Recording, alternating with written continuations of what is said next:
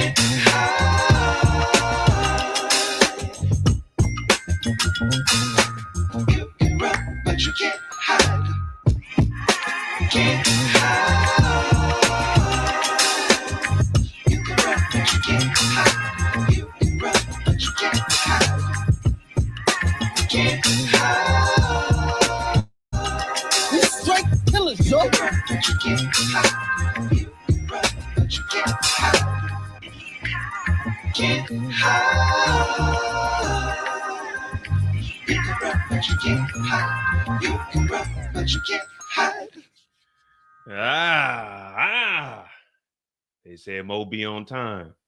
I said I'm at where I'm at. I'm gonna be where I be. What up? What up? Welcome back to the channel. I'm J. This is On the Clock. OTC episode 8, Raising Kanan. Go ahead, rate the episode. You know, it's starting to rain out here. We went from having 80-degree weather to it's storming and stuff outside. I'm trying to close the doors upstairs and stuff because it just turned pitch black out of nowhere. People in the comments talking about Mo, bring your black. I said, I'm on the way, but I got to bunker down. I wasn't expecting rain tonight. I'd have picked up some charcoal today because tomorrow I'm on that grill. People talk about Mo, bring your, and I'm like, chill. Y'all remember what happened to OC? OC kept saying, where's Unique at? Where's Unique at? I got to go in. I'm not saying I'm going to do it, but what I'm saying is, hey, calm down. Calm down a little bit. Jeez. Hit the like button, hit the subscribe button. I'm J. This is On the Clock. We do have an interview after this, so we're gonna do this in about maybe 3.5 hours, and then we'll have OC come on. We're gonna end this live, and then we'll start up another one. So it'll be like a little 30-minute intermission, and then we'll have the interview with OC. We're gonna find out what the hell is going on behind the scenes, if he was really on that book of sugar or not. Episode 8. Episode 8, a lot of nonsense is going on, man. A lot of nonsense is going on, man. One thing we do know, allegedly, we don't know, man. We don't know. They saying that, this is just what they saying. They saying that some police allegedly took out Famous. What y'all thinking? Y'all believe in that or no? Y'all believe in that or no? I don't believe it for 1 second. Nah, I don't think. Why would police want to take out Famous? You know, what's the reasoning behind taking out Famous? Why would the police are to protect and serve, not patrol and stab, patrol and shoot, patrol and get rid of, patrol and torture. So why would the police do that? I don't believe that. We not lying on the black and blue today. Maybe tomorrow, but not today. No. Them good white, well, Wiley's a black guy. I was gonna say them good white folk would never do nothing like that, especially not the Puerto Rican Famous. Everybody knows Puerto Rican Famous got the best lyrics in the whole Power universe. We found out that B-Rilla wasn't really like that. The B and B-Rilla, like I've been telling y'all since we first met him, stand for me on to the edge. Bitch, it was my favorite word. Bitch. Why they gotta say it like Mo? Bitch. That's what they saying. That's this word on the street. That's what they call him, B-Rilla. Hey, DeMarcus, thank you for that $5. Unique did OC dirty and treated him like trash. Unique got 5 on smoking OC pack. Oh, come on, man. We got OC ain't dead. OC's allegedly supposed to be on the live later on. So we can't say that OC is gone right now. OC could be related to E-Tone. That could happen. We found out that Rashawn was related to OC, and I had a suspicion that OC was the one that stole them condoms out of Kanan's drawer. So Crystal wouldn't have ended up pregnant if it wasn't for OC, allegedly. I'm gonna ask him though. You know I gotta ask him. But this is great. This is great television here, man. We ain't seen nothing like this in a while.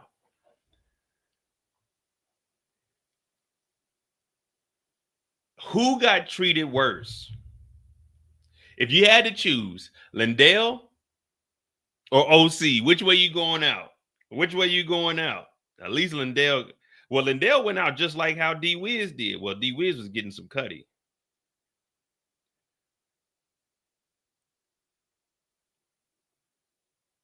Oh no, OC may have survived that. It may have hit like his front cranium and then bounced off of it. Some of them going to sleep. Fuck that! Man, that ain't even right, man. Doing OC like that, man. And this is why we tell y'all to get y'all toilets fixed, man. Early Tyler set him up for the okie doke. Told him to go outside and use the bathroom and laid him down, man. Laid him down. That's messed up, man. Very messed up. Well, the other 4 times, like, if we being real, the other 4 times that OC got hit, did he really feel him? You know what I mean? Like the other 4 bullets, did they really feel him? Did he really feel him? Oh yeah. Oh yeah. If you wasn't here for the first reaction, we did a first reaction here. So all the real ones, if you're a real day one power watcher, put a 1 in the chat. Also, if you're a real nigga, put a 1 in the chat because Uncle Lou is back. So if you're a real nigga, put a 1 in the chat. Ladies, you can put it in there too. But if you're a real one, put a 1 in the chat because Uncle Lou is back. If you been rocking with Lou since, I've been telling y'all Lou was really like that. Y'all was making fun of Lou season 1, 2, 3. I said, nah, Lou is like that. Y'all like, nah, bro, Lou ain't like that. He's soft, he fragile. I'm like, nah, Lou is like that. Lou is like that. Then y'all turned y'all back on Lou. Now y'all want to come back over here to the dark side. I told y'all Lou was like that. Y'all remember? I was like, man, Lou really like that. I was picking Lou over Unique. Y'all was like, nah, man, fuck Lou, man. We don't like Lou. I'm like, damn, what y'all turn y'all back on Lou for? Lou ain't did nothing to nobody. Yeah, man. I always say Marvin my number 2. I was always saying Lou my number 1. I said Lou my favorite character. Remember, I was the one saying Lou's my favorite character, and y'all were like, nah, Mo, you don't need to like Lou. I was like, yeah, man, Lou my favorite character. Y'all done turned y'all back on Lou. And to all my real ones that pressed the 1 in here, if you pressed the 1, that means you was ass watching today, all right? If you put a 1 in here, you was ass watching today because as I mentioned earlier, all you real niggas, y'all was watching real ass on TV today. Lou was acting a damn ass today, literally. Lou was showing raw naked, and y'all real niggas that put them 1s in the chat was watching. Yeah, I don't want to hear nothing about that. Y'all gonna be watching P Valley when it come out now. Y'all looking at Lou ass, y'all about to go look at a lot of ass. Man, I'm a real one, man. You know, I don't watch that shit, man. Yeah, okay. You couldn't see, RC, you couldn't hit fast forward because as soon as the screen changed and went to that scene, Lou was showing ass. There wasn't no, if you press fast forward, you missed the whole scene. The whole scene is only like 20 seconds. From the time he get up to the time he talking about Joy. So if you put a 1, you was watching real ass today, you real niggas. I don't want to hear it. What up, Power Fam? What up, Kendall? Candy, what's going on? Oh, of course, y'all ain't talking about we didn't care, man. We liked it. They did all that, and then they ain't even. I'm looking like, okay, they showing Lou's ass. Where Imani at? Oh, they going, Imani got a robe on. All right, cool. We could justify that. I'm hearing word on the street. Lulu read the script. He said, hell no, I want to show my ass for this one. Is there any way we can write that where I can show my ass? Lulu said, I show my ass. Hey, hell nah. He been waiting for one chance that he got a chance to get on television to show his ass.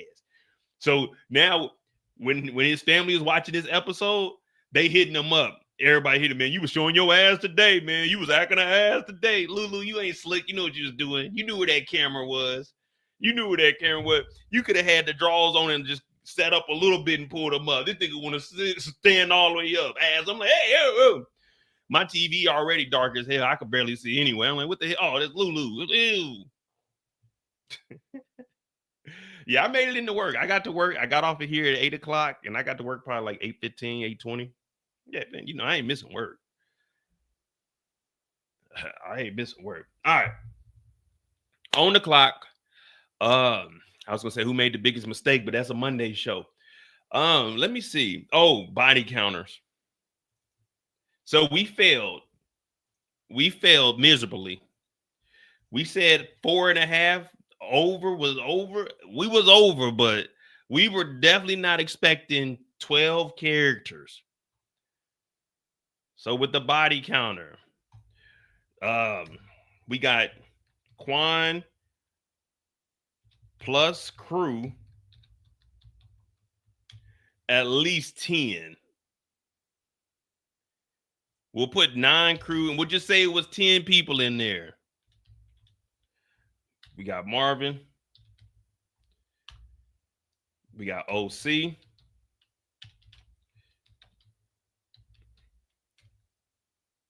What is it? Lindell?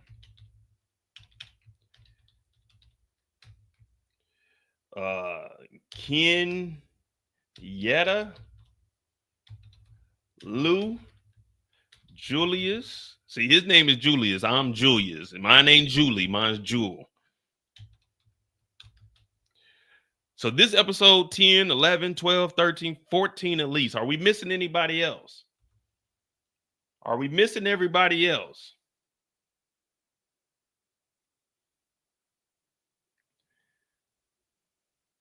Is it Lindell or Londell? Oh, well, whoever it is, he dead. Are we missing anybody else? Quan and his crew, OC, Londell, Kenyatta, and Julius. That's what we gonna find out where them diamonds is going. I don't think Marvin's gonna tell Rock about them diamonds. I know I sure as hell wouldn't. Why would I tell Rock? Why would I tell Rock about some diamonds? Juke and Kanan were in Rashawn's. All right, yeah, well, we got that. That's out of here. She didn't do nothing bad. Well, she did slap that nigga, but that's a whole different thing. Why would Marvin tell Rock about the diamonds if Rock won't tell him about the get out of jail free card? Is that a Kanisha? This is Kanan and Crystal's baby. This is the unborn, you know. Yeah, this is the unborn Kanisha. We didn't know if it was a girl or a boy. It was gonna be Kanan Jr. or if it was a girl, it was gonna be Kanisha. So we didn't know. We just put Kanisha up there, and that was done by Crystal. You know what I mean? But I'm trying to think. Was there anybody else? We got 10 for Quan's crew. We'll just keep it at that. 14 this episode.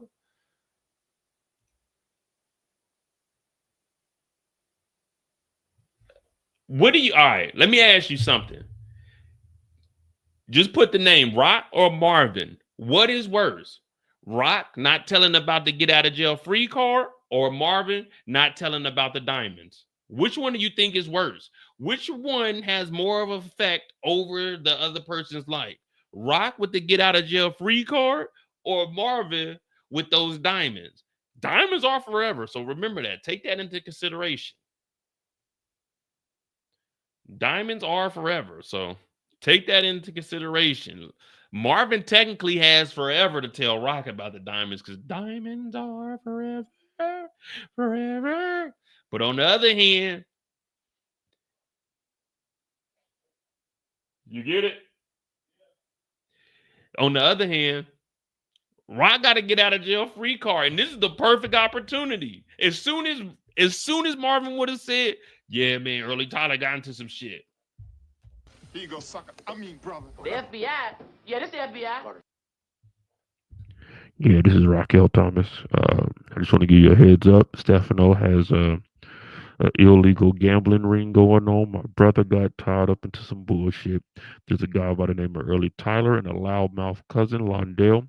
I need you to lock both of them up and we can begin to commence the RICO. There's also in Afghanistan an Afghani by the name of Hazif. He has heroin coming in straight from Afghan. You can start the RICO now. Start the RICO now. Oh yeah, if I'm Rock, I'm using the get out of jail free card right now. The game is over with. It's over with. And I know we in episode 8. Oh no, it's over with. I'm using the get out of jail free card right now. Hello? I gotta tell them what I know. Stefano put hits on a couple of bookies. Stefano got dope coming in from Afghanistan. Unique is alive. What else do I know? Kanan killed Ronnie. What else I know? Marvin. Well, no, I can't tell on Marvin and Lou, but I can tell on Kanan because I did tell Krista. I'm a mother. What else am I supposed to do? Oh yeah, man. Get out of jail free card right now.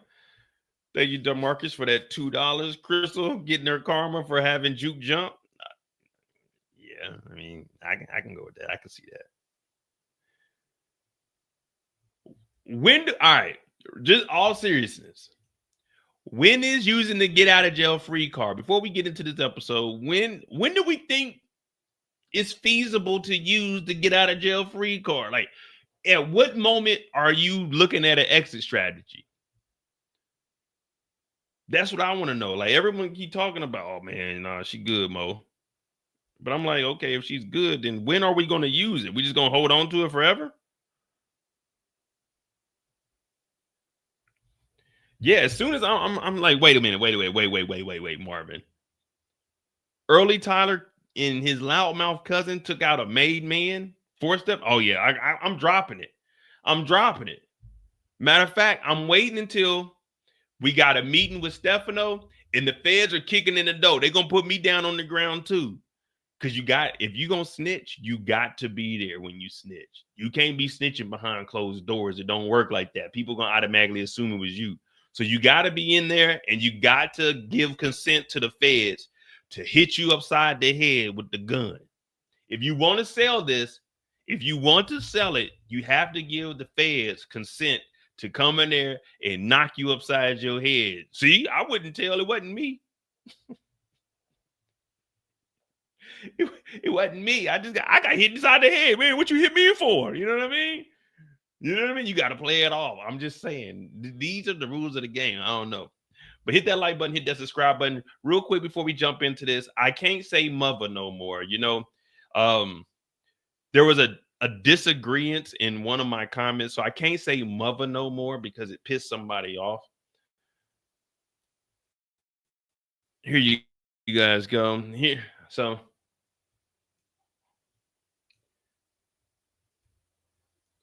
young Gregory Miller, if you're in here, I took your advice. I won't say mother anymore. He said, your impression of Kanan sucks.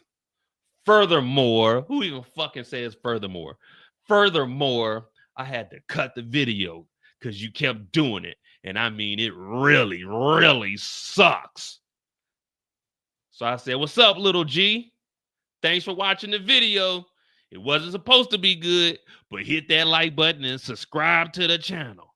More videos to come. Oh, wait, that's OT right there. More videos to come in my Kanan voice. So shout out to Gregory Miller, man. You know what I mean? My nigga Little G. He said my impression sucks. It was so bad he had to turn the video off. I said, all right, cool. Thanks for watching, little Gregory.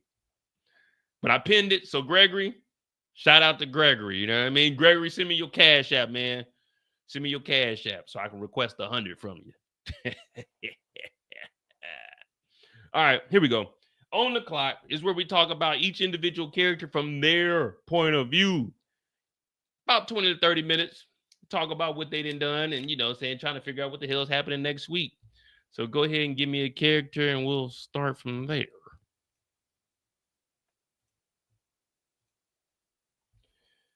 Nah, man, that's Gregory, man. It's my dog Gregory, man. He said my impression sucks, man. I have to say mother.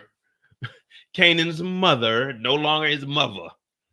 Damn, I can't even talk about Kanan no more. Ain't that a doozy? All right. Crystal, come on, man. You know, DeMarcus, as long as you being here, you know Crystal don't get her own segment. Crystal's story is along with Kanan's and mixed in with Rock. Crystal don't get her own story. Hell no. This is main cast members only. The only thing we knew Crystal for doing this episode was cooking up some spaghetti that Kanan didn't even. Kanan came in there. I'm gonna tell y'all why Kanan. All right, I'm gonna give y'all the truth. The reason Kanan came in the house and told Crystal she had to leave. Hear me out. This is the truth. This is a scout's honor, or no, it ain't supposed to be crossed.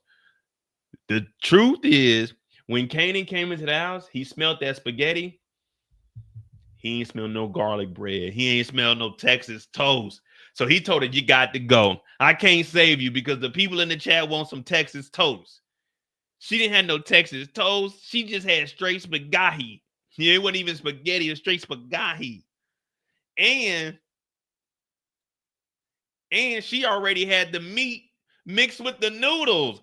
Ew, who does that? Put my noodles in the pot and put the meat in another, and then I'll mix it. Don't be mixing my spaghetti. What am I, 3? Kanan said, oh, no, you didn't mix the spaghetti already?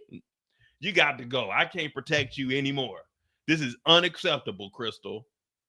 Everybody knows the noodles go by themselves, the meat go by itself, and then as an adult, you get the portion you want. Don't be mixing my shit up.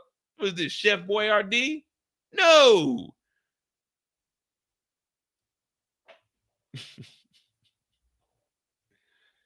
He seen that and said, Crystal, you got to go. All right, man. Let's get this thing cracking, man. Matter of fact, we'll start with Kanan, man, because we do have to, we got 3 hours. 3 divided by 6, 30. Could 3. 6 characters, though, but Marvin, Lou, Rock, Kanan, Unique. Juke kind of got a story. Snaps and Pops will probably have to get their own story today. Yeah, we'll do it that way. All right. Who we starting with? We'll no, forget it. We got Kanan, man. Y'all think of somebody else after Kanan. We'll start with Kanan.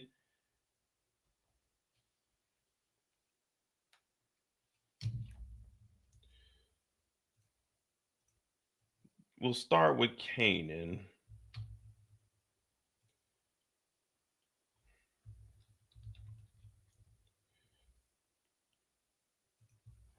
Yeah, well, Imani wouldn't get her own individual story. Imani's story will be with Lou's. It's just like B really don't get his own story. You know what I mean?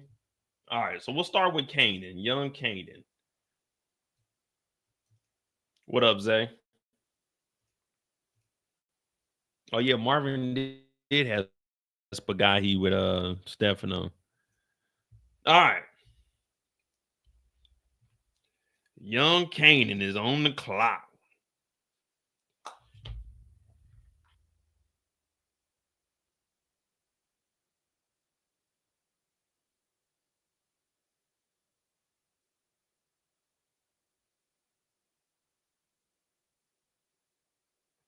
All right. Kanan and Jukebox, or is it Jukebox and Kanan? Either way it goes, she's on demon time. And you got to watch out for Juke because she keep that gun on her. But Kanan and Juke are sitting down and they're having their daily meeting. And these meetings consist of who killed Famous, how are they going to move some product. And right now, Kanan thinks that he has a lead. Last week we were talking about Kanan getting the wrong information and thinking he knows that Rock really has something to do with it because she was paying the police. Now, Kanan doesn't know that his mother has a plaza that has been getting vandalized by the police.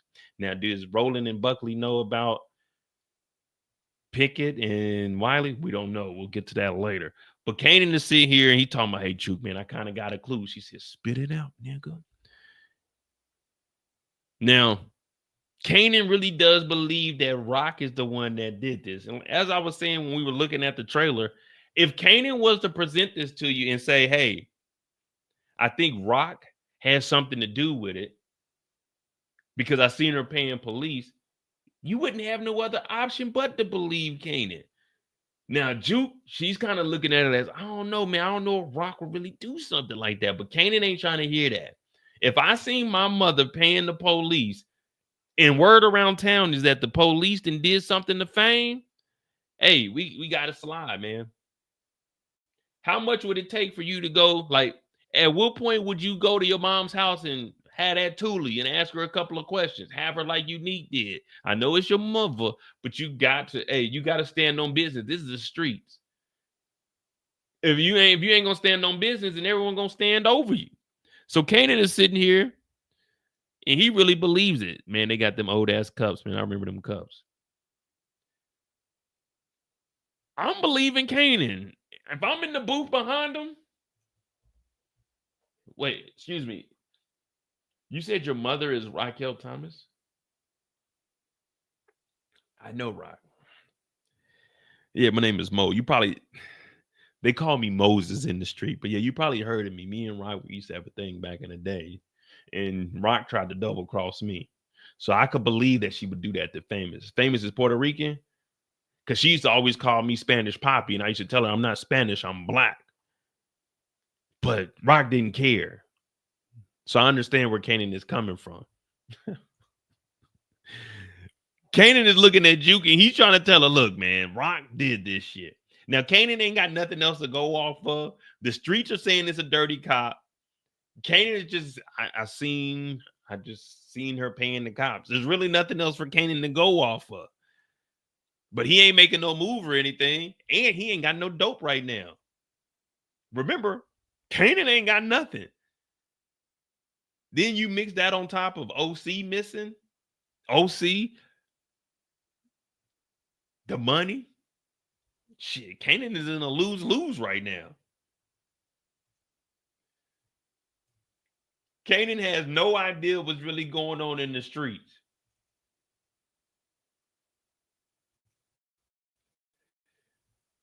But we do see him go and meet up with Snaps and Pops. Now, I was wondering who the hell they would be talking to out here in the streets. And, well, it was Kanan. Because Kanan wants the information. But what does Kanan do? He comes in like, who's advising Kanan on the moves he needs to make? Because Kanan comes over, hey, I heard y'all got police connects. They say, who told you that? Oh, I seen y'all talking to the police. Now, somebody give me the episode where Kanan went into Snaps and Pops and when they walked past a police officer. What episode was that? It was like the first time Kanan came in there and the police were leaving. Or was it Kanan or was it us? It was Kanan and Ronnie, wasn't it? Or was it Ronnie that went in there? But one of those episodes, we seen police coming out of there. And we were just thinking, okay, they just know the police. But the whole time, they were putting together a play. Now, we ain't got to that part yet, but they were putting together a play. Episode 2. All right, I'm gonna look that up after we get done with this. But Kanan comes over and talks to Snaps and Pop, and he's like, hey, look, I heard y'all got to connect. They're like, don't worry about what connect we got. And who told you that? He said, well, I seen y'all talking to the police. So there go Kanan assuming things. And this is just what kids do. You know, when you were a kid, you didn't understand when they say stay out of grown folks' business because you don't know what they doing with their police. Now, you could assume that they working with the law or the law was working for them. 9 times out of 10, the law is working and they working for the law. You know what I mean? Most of the time when you see people interact with the police, they working with the law, not the law working with them.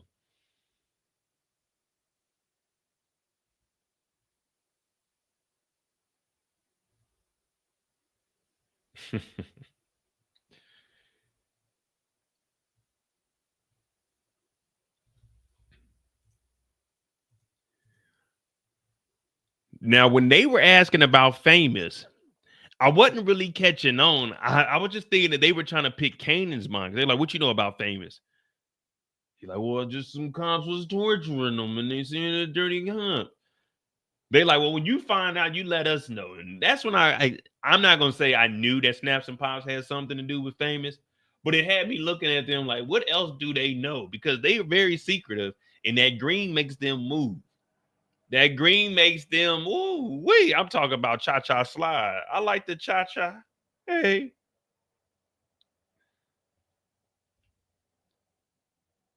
Kanan's like, I just found out about it. I was thinking it was gonna be unique. I thought it had something to do with unique. The whole time it was these two mofos. We've been joking around this whole time. We've been talking about how powerful are they? Well, we obviously see they very powerful. They got the police in their pockets. The mob respects them. Rock and Marvin know not to test them. And Unique, he backs down. What did Pops tell him? Get the hell out of here. We told you we'd hit you up, nigga. So Snaps and Pops, we need to take an episode where we kind of rate where they at, because Snaps and Pops seem like they got a lot of control in New York City. They got police working for them. Unique scared to press them. Rock show ain't pressing them when they told we got business with the kid. This ain't got nothing to do with you, Rock. Snaps and Pops are really like that.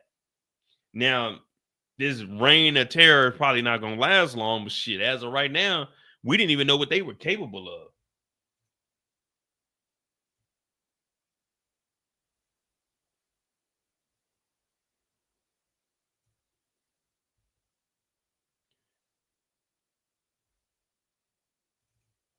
And we're gonna throw them in with Kanan.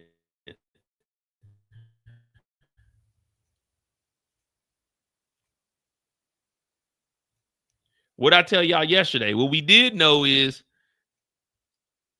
Snaps is this is what we're doing, and Pops is this is why we're doing it.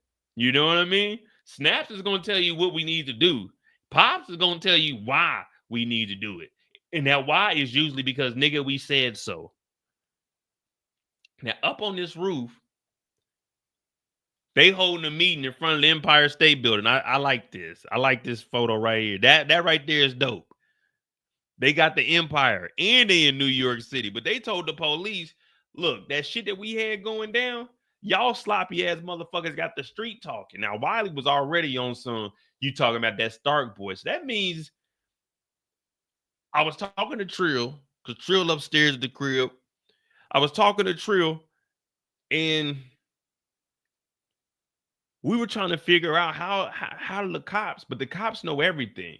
Garcia had information from Burke to get information that he knew that Jukebox would give him valuable information from Burke. They knew about Howard's connection with Unique. So all the cops have been talking. So Wiley and Pickett, or Pittman, I don't know what the hell his name is, the white officer. I wonder how much information do they really have on Kanan?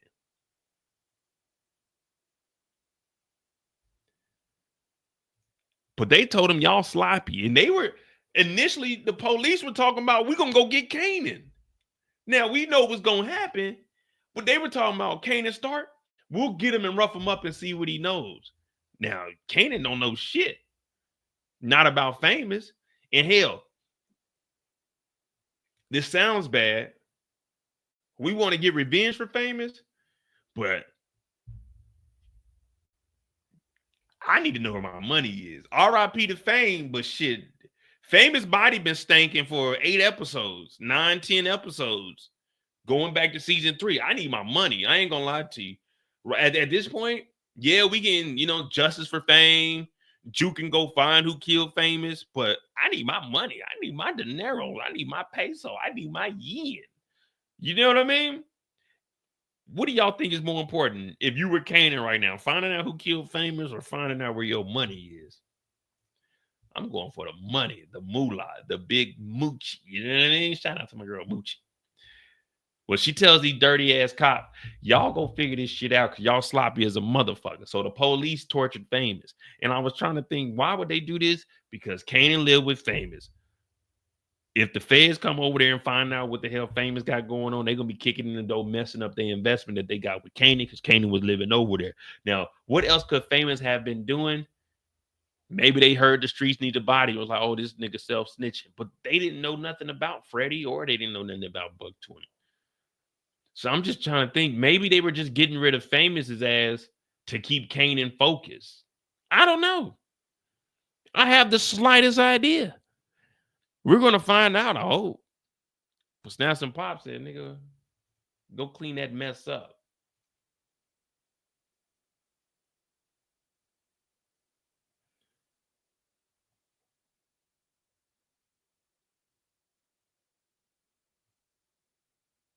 That's Marvin. See, even Kanan didn't really have that much. Oh, yeah, he came on to the crib.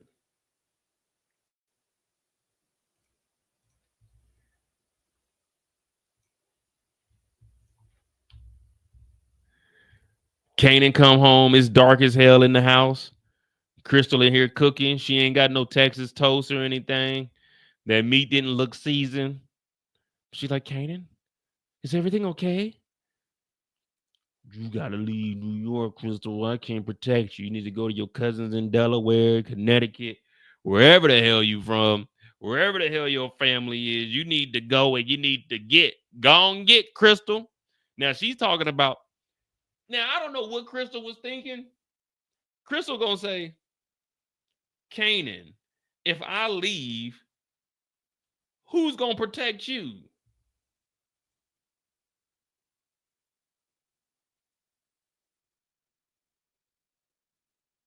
Really, nigga?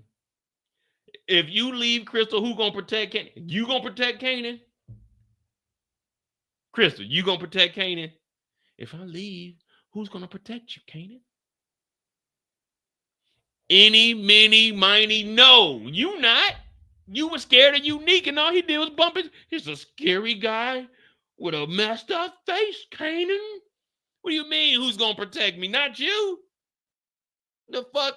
Famous been dead for 8 episodes, 9, 10 episodes. You ain't slide for Famous. What do you mean protect me? Niggas is in these streets, baby girl.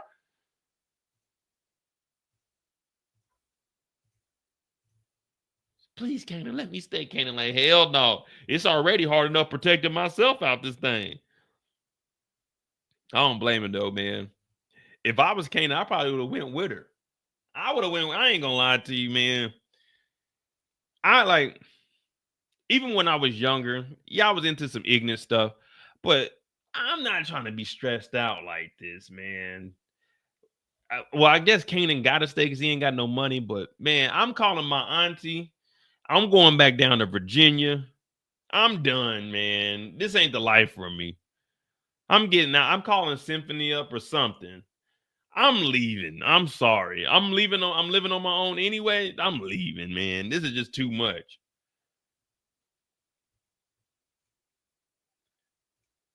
I look at Crystal. We in the Power Universe. Man, I ain't gonna lie to you. I give Crystal that infamous kiss on the forehead. Can I get a kiss?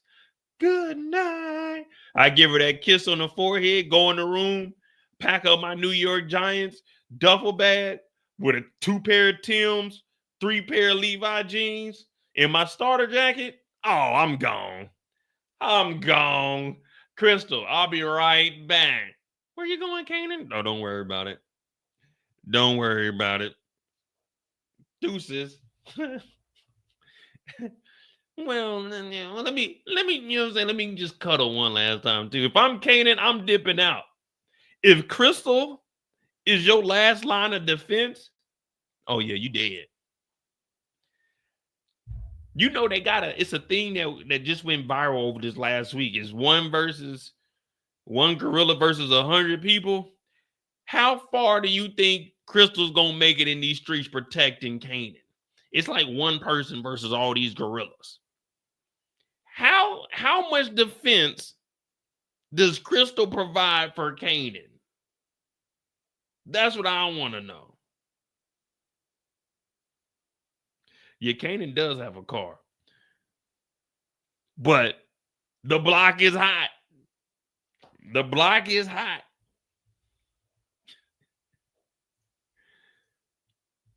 Crystal at least care about the nigga. That is true, but shit.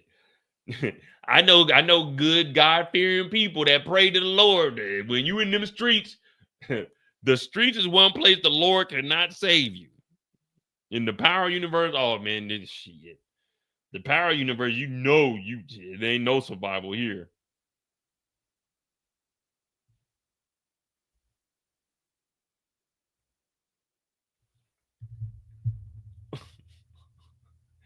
All right, so Kanan tells Crystal she got to get up out of here. Crystal thought she was about to get her moment. She thought she was gonna get a kiss from Kanan and make him change his mind. He said, "You need to get the fuck out of here." But yeah, I ain't gonna lie. I'm assuming Delaware and Connecticut is in driving distance, but let's be real.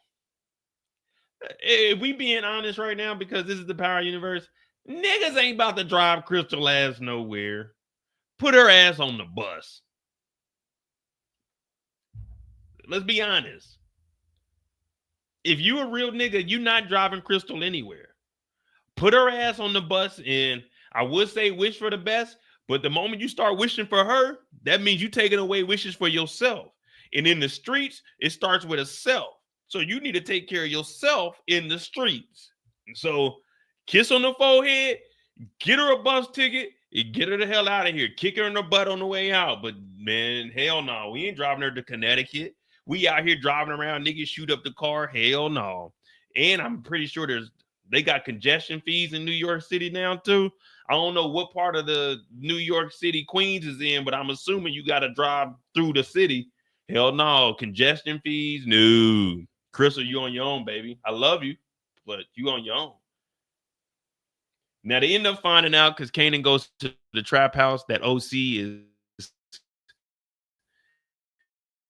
MIA, DOA, stankin'. Live by the gun, die by the gun. Charlie comes over and he tells Kanan straight up, man, they found OC, man. They found OC.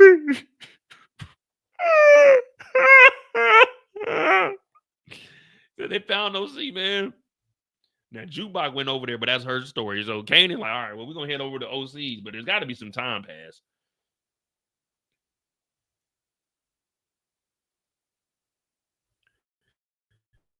When Kanan gets over here, he sees Rashawn knotted up on the couch. This nigga is a weirdo. He's pushing up on Jukebox, knowing damn well she don't like no boys. And then they all go in there and they just said, man, they found this nigga OC in the back of a trash truck, man. That's it. OC was in the back of a trash truck.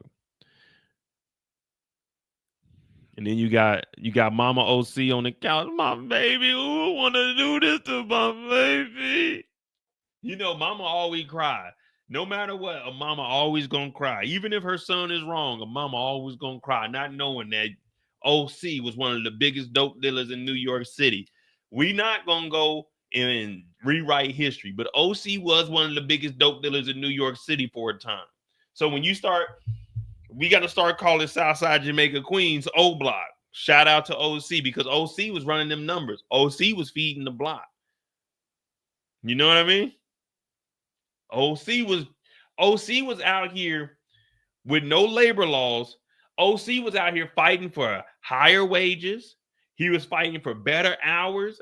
OC was like the HR of the dope game. He went to Kanan. Hey, inventory short. We need to look at the books. The workers, they need more hours, Kanan. They would like to raise minimum wage. So OC was very vital in this whole operation. So we can't say that, you know, he was an innocent guy, but he was fighting for equal rights for dope dealers. Now, that right there is a generational talent. I've never seen anyone fighting for better wages for drug dealers.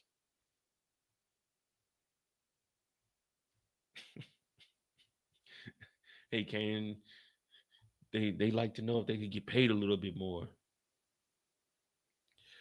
Yeah, man. OC, civil rights activist, NAACP awards. Yeah, man. We got to hand them out to OC. That's what we got to do, man. We got to show him some love because he was fighting. When Kanan was stealing money off the top, what was he doing? Insider trading. He was calling Kanan out on his BS. He was like, man, what you doing with that money? And we were all like, oh, man, you got to get out of that business. But OC was fighting for a bigger cause. See, this is bigger than us. In the dope game, you ain't think just because you a kingpin that you the biggest to get. No, man, this is bigger than Nino Brown. This is big business. But we find out OC dead. No one knows what the hell that happened to OC. And that there is really Kanan's story. That there is really Kanan's story right there, man. You know what I mean? What we thinking? Is Kanan feeling a different way about OC? Initially, he was thinking maybe OC took the money. But does it seem like Kanan is feeling a little guilt? Like, damn, OC done got killed in all of this. Maybe OC didn't take the money. I don't know, man. I thought Kanan was feeling a little, you know, saying a little remorse.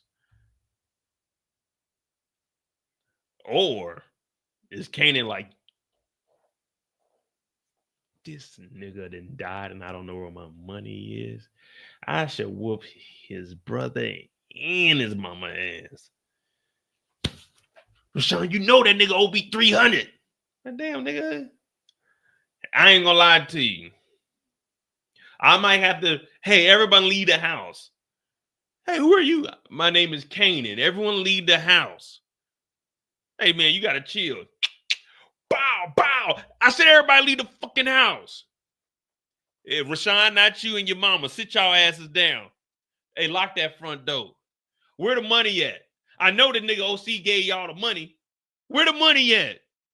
Then you got to pistol whip Rashawn. You got to make his mama know that this is real shit. You got to pistol whip him on the other side because you already got a knot on the left side. So you got to pistol whip the nigga on the other side. Hey, bow! Where the money at? Man, I don't know, man. Oh, you know where it is. Now, when they tell you they don't know where it is, now you don't want to pistol whip his mom. Not yet. What you want to do now, you got to shoot that nigga Rashawn in the knee. Bow! Oh, shit. All right, I know where the money is. Kanan, goddammit. I know where the money is. You got to make these niggas think that you about to crash out. You already crashed out. But they got to believe that you going to take it all the way there. And if that means you got to shoot this nigga in both kneecaps, then so be it. But we're going to find where this money is. And we about to search this whole house. And if the money ain't in this house, then Mama OC will go down to the bank and we're going to get us a little y'all credit we'll probably get us a $1,500 loan. And that's going to hold us over till we get that money.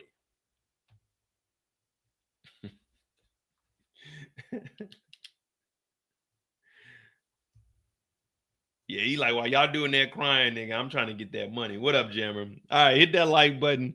That's Kanan's story. Like I said, we're gonna be trying to run through it tonight because we only got like 3.5 hours, and then we will have a interview with OC. So I'm gonna try to make that entertaining. It's probably be like 20 minutes. It ain't gonna be too long. Just get him on here. You're gonna get a feel of him, see if he got some more work coming out. But that's Kanan's story. We off the clock. We off the clock with Kanan.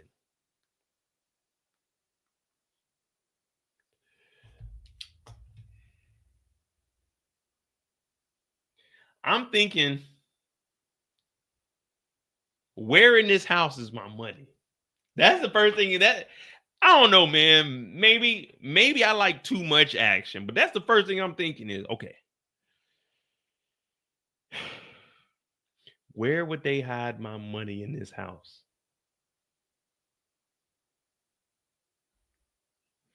Someone got some answers. Someone got some answers. OC probably had 12K. What up, Rick James? I don't know, man. Damn. RIP to OC, man. Let me see. I think Marvin may have had the most story. Everybody's probably equal. Lulu got his comeback story. Marvin got his, Lulu got a comeback story. Marvin is supposed to be on his redemption tour. Rock is upgrading. Jukebox. Juke is just running around the city. At this point, we don't even know what Juke is here for. All we know is whenever we see Juke, that gun is going to come out. No matter what's going on. We got a family dinner, Juke putting her gun on the table. Juke going to eat pizza, she adjusting her gun. Juke go over here to talk about OC, she pistol whipping a nigga. Jukebox don't do nothing but pull that gun out. Like, damn, Juke, put that gun down for a second. Hey, we're going to go to a paint and sip. She go in there, she got the gun in one hand with the damn paintbrush. Talk about, I like to draw. I call this trigger paint. Like, man, hell no, Juke, put that gun up. Juke, all she do is bring that gun out. Hey, Juke, what did Rashawn say? Oh, I had a pistol with that nigga. Hey, man, you're trying to figure out what happened to OC. Yeah, I know, but you don't understand, Kanan. Niggas be trying me, B. Hey, that what y'all say in New York, B? Niggas be trying me, B. Word is bond. Word is bond. All right, man. Who we got next? Who we got next? God dog it. Some of them going to sleep for God. Juke itching to hey. Juke really is trying to crash out.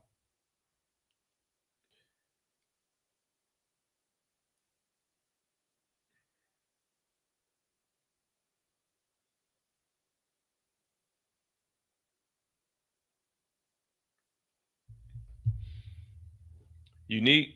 Yeah, everybody's story was really short, but everyone got like, because we got Crystal kind of had a little story. Like Crystal had a little part. Snaps and Pops had their own little part. OC had a little part. So they gave us like a lot of little individual parts. Then we had the early Tyler little situation with Londale.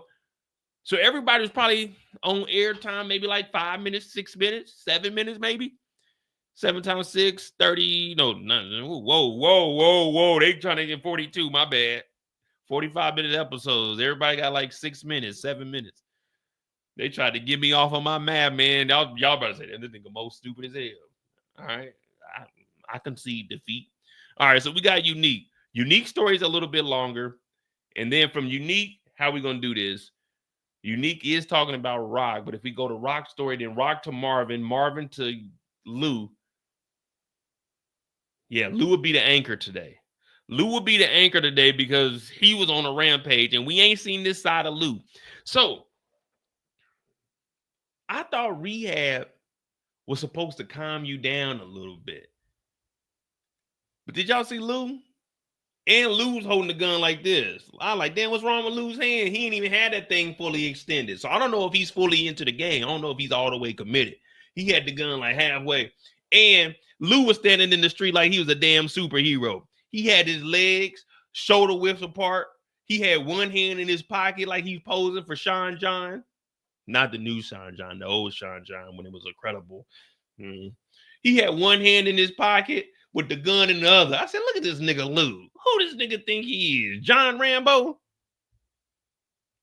What up, Brillo? This nigga Lou was in the street posing. That nigga Lou. Then he talking about, hey, Lou.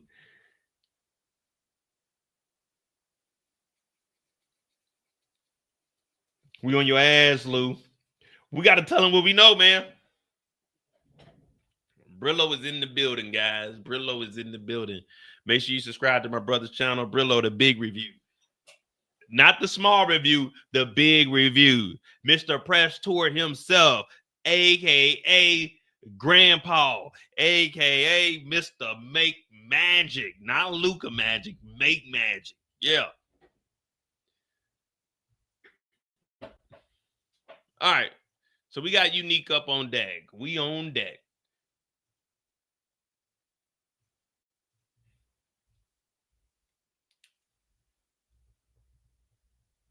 Oh, I ain't gonna lie to you. I didn't even.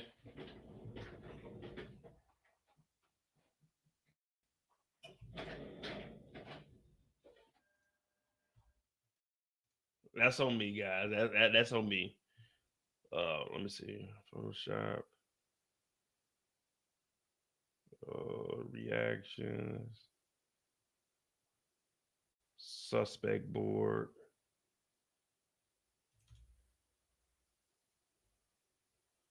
Print.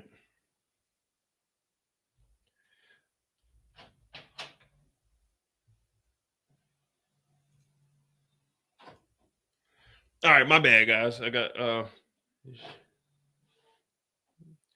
I think I'm running low on black ink, man. Ain't that a snitch? All right, we got Unique. We'll get Unique going.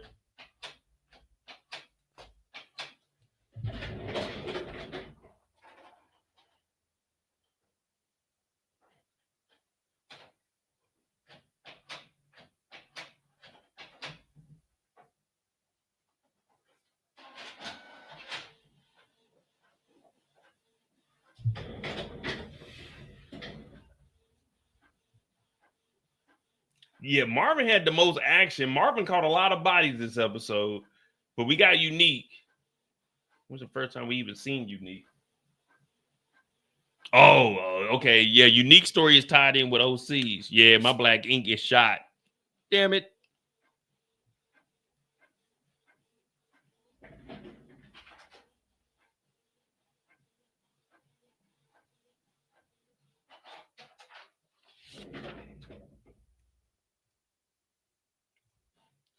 This is the best we got. We just got to do outlines of it until we get some damn new ink.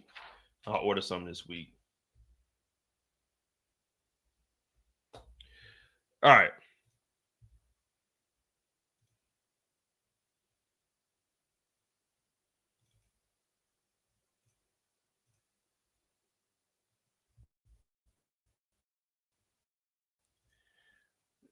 I don't know, man. To all you New Yorkers, you gonna hear something you ain't gonna want to hear. But to all my New Yorkers right now, y'all better turn the F up, because right now Jersey got shit on lock. Jersey got shit on lock right now. If you in New York, you should be feeling bad for yourself. If you in New York right now, hit the Cash App pin in the chat and send me $100. Because right now it's looking bad in New York. These Jersey niggas is in y'all city clowning. If you from New York, hit the Cash App link and send $100 so I can go send reinforcement, because them New Jersey niggas, they is straight clowning right now. New Jersey niggas then took over New York, and I'm saying, damn, this nigga unique. Man, this nigga different, man. I ain't never seen New York niggas go out like this. Every time I watch a movie, New York niggas is stepping on them Jersey niggas. But no, not in Raising Kanan. These Jersey niggas, look at these Jersey niggas. These niggas is having a fucking party in New York. Look at this. All these Jersey niggas up in the house. They got 40s, they got blunts, they got cigarettes, they got OC, motherfucker. Look at Ark Bar. Look at, nigga, how the hell y'all let these Jersey niggas into New York? Look, they got the city behind them. Nigga, I can't lose. I got the city behind me. Oh, man. I'm looking at this like this nigga unique is devious. He brought Jersey niggas to New York and they standing on business. They got all New York niggas scared right now. Rock ain't touched the street. Marvin ain't saying shit. Lulu in the booth because he's scared. These Jersey niggas is running New York. I thought that they took the trash out of New York to Jersey. Unique changed the game. Ark Bar's in here having a grand. He got a glass of yak. He got a stogie. His homeboys got blunts. The strippers are on the way. Oh my goodness, Jersey is in the building.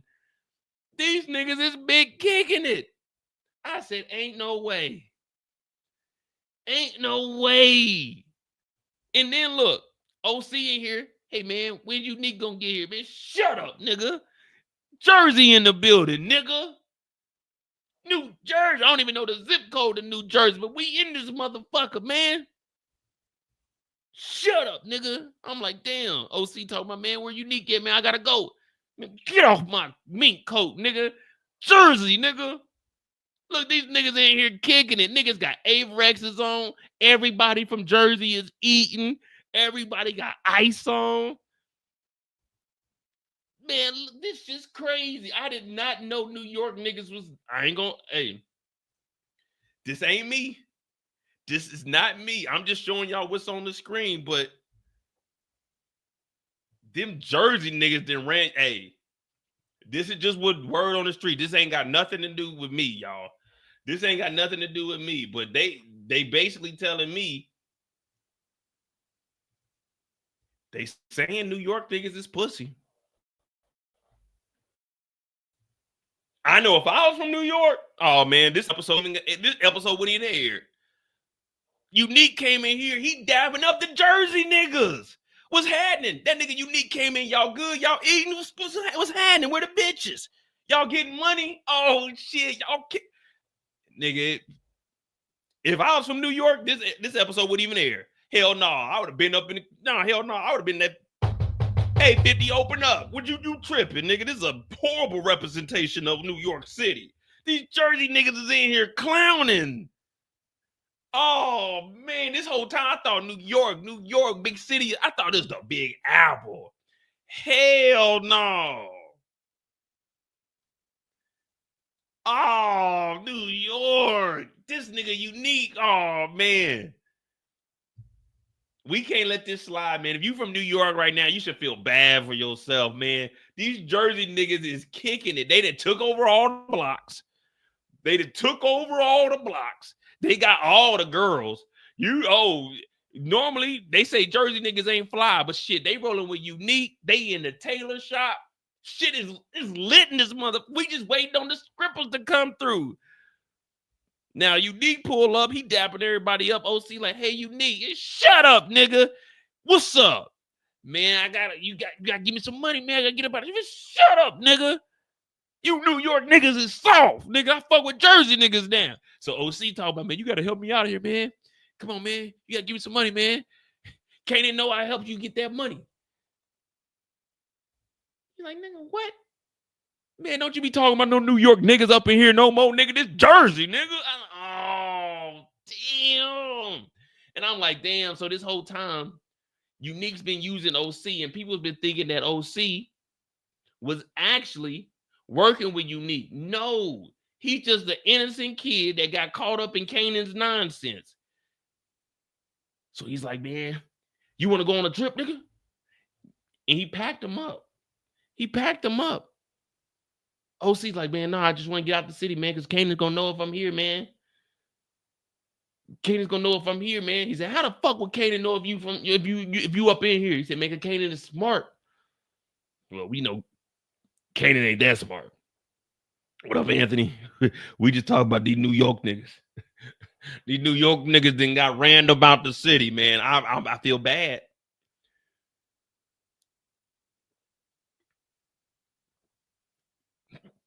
Our bar talking about, man, we got some Jersey chicks we gonna bring through. It's about to be, what is Jersey known for? Somebody tell me what kind of food they got over in Jersey. Like, what's the thing that Jersey is known for? Jersey steaks? No. It's Philly cheesesteaks, Omaha steaks, Kansas City barbecue, New York. I guess I don't know what the fuck New York got either. They got a lot of rats. But Akbar is telling Unique, yeah, man, OC tripping, but nigga, we about to turn this motherfucker up. We about to bring some of that Jersey food over here. We got the ladies. We even got some New York ladies that are about to pull up. So Unique is like, shit, it's been a minute because Pernessa, he ain't really dealing with that right now. He got her up out the way, and rightfully so, because you don't want your main chick knowing what you're doing with your side chicks. Now, I'm not saying that having a side chick is good, but you got to remember what type of career field we're in, where it's mandatory you got at least 3 side chicks. And if you got Jersey niggas with you, Jersey niggas are bad influences. So they gonna definitely bring their side chicks. And if I got a side chick and they got side chicks, then we got a group of side chicks. And a group of side chicks is a good thing as long as it's consensual. Because if not, then you end up like Shannon Sharp in that type of predicament. But we ain't trying to be in that right now because Jersey is in the building, nigga. Oh man, I know New York niggas is hurting right now. I know they talking about we gotta mute this nigga Mo wilding out. Hey, you gonna give me some money?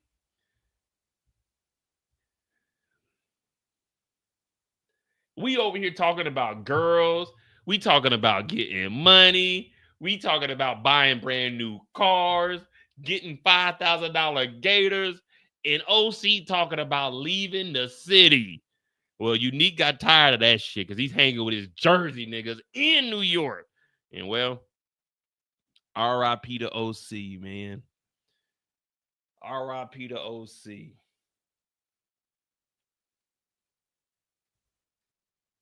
RIP to OC. Glizzies is what they got in Jersey? Nah, they ain't got glizzies from like DC or something. Italian hot dogs. That's what Jersey's known for? Wait. We on the clock, but we can't let this slide. Wait, Jersey is known for glizzies, Italian hot dogs, all beef sausages.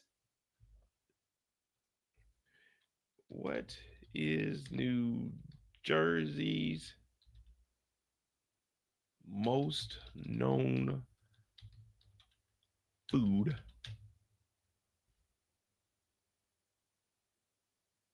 A pork roll? The fuck is a pork roll? New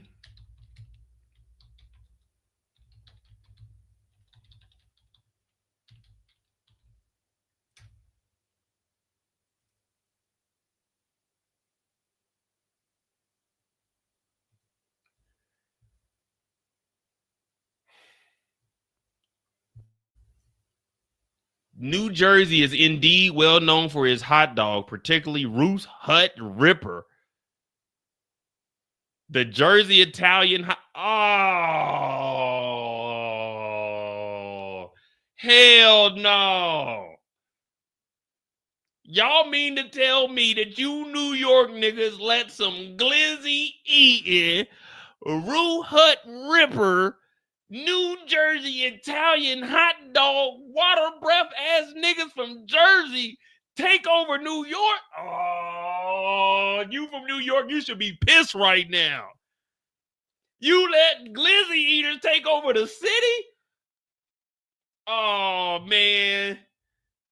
Oh, this whole time I've been thinking New York. They always told us if you can make it in New York, you can make it.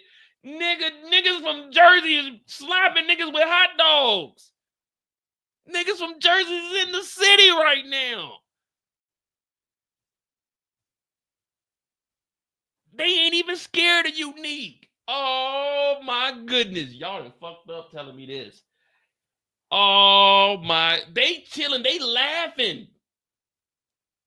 Italian all beef sausages.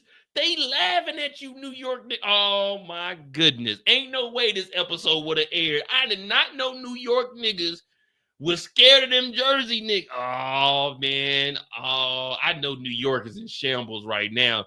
All the lights in Times Square. Well, it's the daytime in New York. But oh man, tonight the lights ain't coming on. Call the mayor. Nah, don't call the mayor. Eric Adams a crooked motherfucker. Oh man. Damn, New York. Down.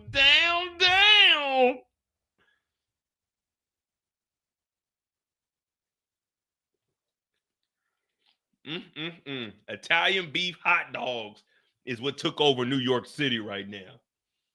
Damn, I ain't gonna lie to y'all. Hey, Rock, Marvin, Lou, Kanan, y'all looking weak. So Unique ends up taking out.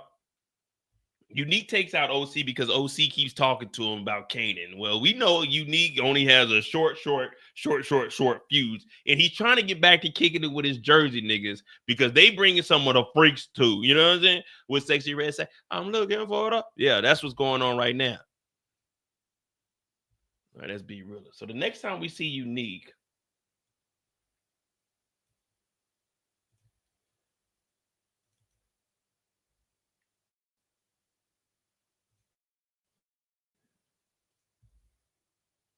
they up front. Now, Unique is trying to step on New York niggas. He's already on the full press tour. Where's Brillo at? Because these niggas is pressing. This nigga went to Jersey, got these Italian beef sausage eating niggas to come over to New York and run niggas into the house. We ain't seen one dime being sold. Unique's trying to step on Rock. Now, Arkbar said, hey, Phil said we can't move right now. Phil said we got to lay low for a little bit. Man, fuck Jersey. Did you hear Unique? That's what y'all supposed to be saying in the chat right now. But I ain't seen not one New York nigga say fuck Jersey. Unique said it for y'all. Unique is putting New York on his back right now. Right now, all y'all got in New York is Unique. When I think of Unique, I was about to call it Unork. Yeah, that's what it's called. It ain't even New York no more. It's Unork. Unique said, fuck Jersey. We standing on business over here. This the only nigga willing to stand up against Jersey. All them other niggas, they scared. All y'all in the chat, New York niggas, y'all scared. Unique ain't. Unique standing on straight business. He told Arkbar, man, fuck Phil. But Phil's right. We really can't make any moves. So from here, Detective Garcia pulls up. Now, did y'all hear what he asked? You hear what he asked? He said, hey, is it clean back there? They were like, yeah, it is.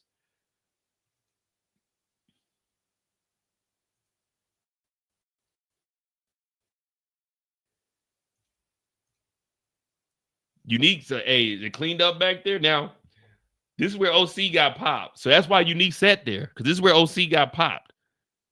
So Unique sat there, and Garcia, this is the conversation we were wondering about. Now, people were like, how did he know that Unique wasn't dead or nothing? All he knew was there was a rumor that Unique may have been dead. No one ever confirmed that Unique was dead. And Unique was always on a vacation. He was at Early Tyler's house. But he's like, well, let me ask you a question about Ronnie. He's like, I don't know nothing about Ronnie. Ronnie had his own endeavors. And that cop, I don't know nothing about no police. I don't know nothing about. You can ask me like some street shit. You know what I'm saying? How much is an OZ going for? How much is a half a key going for? But when you asking me about police, I don't know nothing about no police. I don't know nothing about no murders. I was on vacation. I was on holiday. Now, Garcia ain't really going for none of that. And what I like about Garcia, he ain't really like putting too much pressure on people. He's asking questions, but he ain't like Whitman. You remember Whitman? Whitman was super aggressive, super thirsty to try to get an answer. Nah, not Garcia. He's slow playing it, because as long as he slow plays it, he's on the clock. Garcia getting them overtime hours. You know what I'm saying? Garcia's base salary is $63,000. I looked it up. $63,000 with overtime, he making $145,000. So Unique's playing it cool. Now Garcia is on him because he's like, well, I found your brother with Howard, and Howard's old fouls, he may have been talking to you. But Unique plays it cool. And fellas, whenever you get stressed out, whenever you think that people are on your back, drink some yak. No one ever gets in trouble when they drink yak. When you drink yak, it's just, I don't know, it's like a nerve calmer. But you got to be a real one. If you a regular and you drinking yak, then yeah, you're going to get drunk, you're going to get toe up. But if you just drinking yak and you a real one, it's going to put you in your element. And that's what Unique is doing. Because, you know, he cut his face while he was shaving. You know what I mean? But he ain't give Garcia any information. But he does know that the police are looking into his brother and they're looking into Howard. So that's one thing for him that he can use, even though he ain't have nothing to do with either one of them. But it's still good information to have.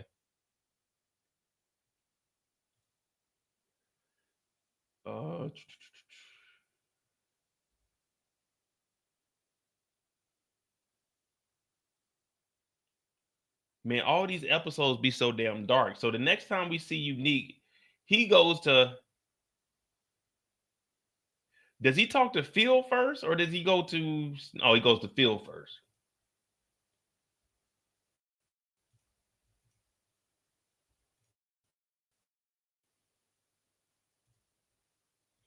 So remember, they just told him we can't step on nothing. He said F Jersey.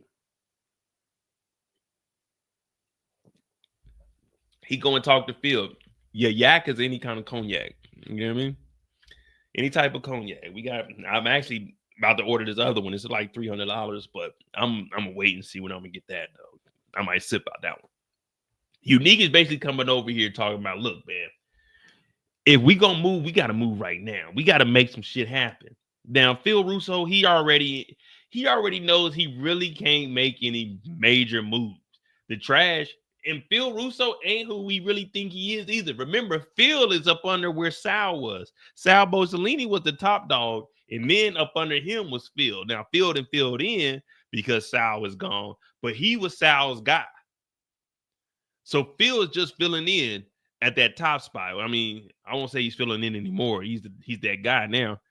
But he's telling Unique he can't go at it with the families because Stefano and them are too powerful. And if you go at one family, that means all the other four families, even if they got issues at the moment, they're going to team up against Jersey and they're going to be outgunned, outmatched, and outnumbered. But Unique don't care about that. At this point, with Quine being RIP, he's like, we got to do something because they still have the corners.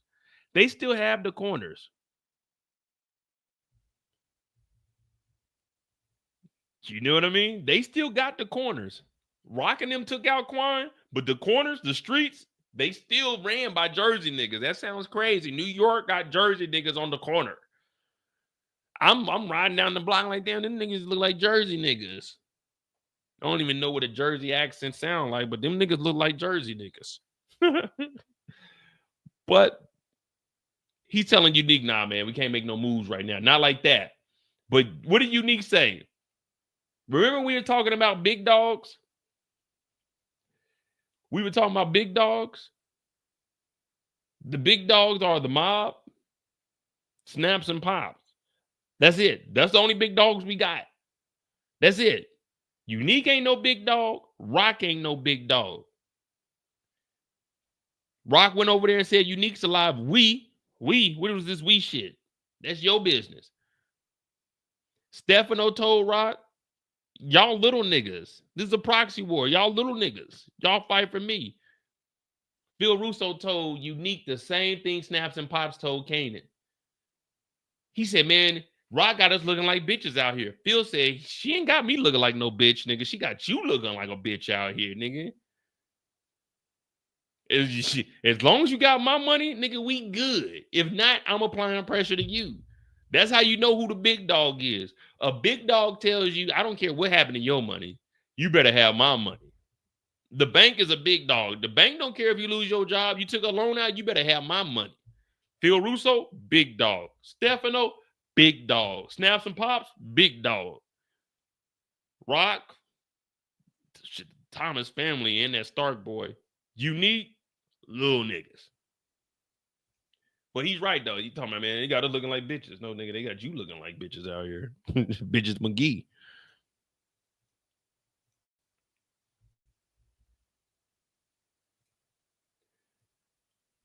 So what I like about Unique is Unique really making moves. Hey, LJ, what up? Yeah, the landlord rent due. Now, Unique shows up to talk to the other big dogs. And what I like about Unique right here is he's trying to figure out a way to cover up his shortcomings. And what I mean by that is the same way Rock came over here to talk to them to try to team up and get rid of Unique because he was taking over the streets. Well, since Rock got product, well, they don't know that Rock got product right now. He wants to try to get Snaps and Pops on his side.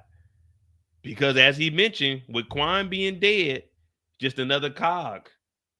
Just another cog. You can replace that one. Now, Snaps and Pops, they smart too. They business minded. They're like, well, are we just one another two cogs in here that can be replaced? Hell no. We definitely need you because y'all got the money. Y'all got the muscle. Snaps and Pops are really moving militant. Did you see when they were out there talking to Kanan? They had 3 or 4 guards around them at all times. Everywhere they go, they got guards everywhere standing. So what Unique is trying to do is put together a coalition. He wants to put the look, y'all work with me because look, we'll find another connect. Now, will they ever be able to find another connect like Quan? I don't know. That's a question we're gonna have to figure out. But Unique is like, look, y'all work with us and we can piece it up because he's trying to squeeze and push out Rock and Marvin. Because he said, you know Stefano. Y'all vouch for me. I bring Phil Russo. And if we can get Phil Russo and Stefano to communicate and squash their beef, guess what? We don't need Rock. We can all eliminate Rock. Remember, Snaps and Pops, the only thing that makes them move is green. They don't care whose side it is. People can say they playing both sides, but they ain't playing no both sides. The 48 laws of power say don't choose a side. Never choose a side. You stay neutral. You stay neutral. And that's how I am. I ain't got no issues with nobody. Now, them Jersey niggas and took over New York. So right now I might be siding with the Jersey niggas. But if New York put up a push, then yeah, let's go New York. You know what I mean? I've always been a Knicks fan. But Unique is trying to basically get rid of Rock and everything she got going on. But he don't know that she got a new Afghan connect. So Stefano definitely wouldn't have anything to do with them. And I think that's it for Unique.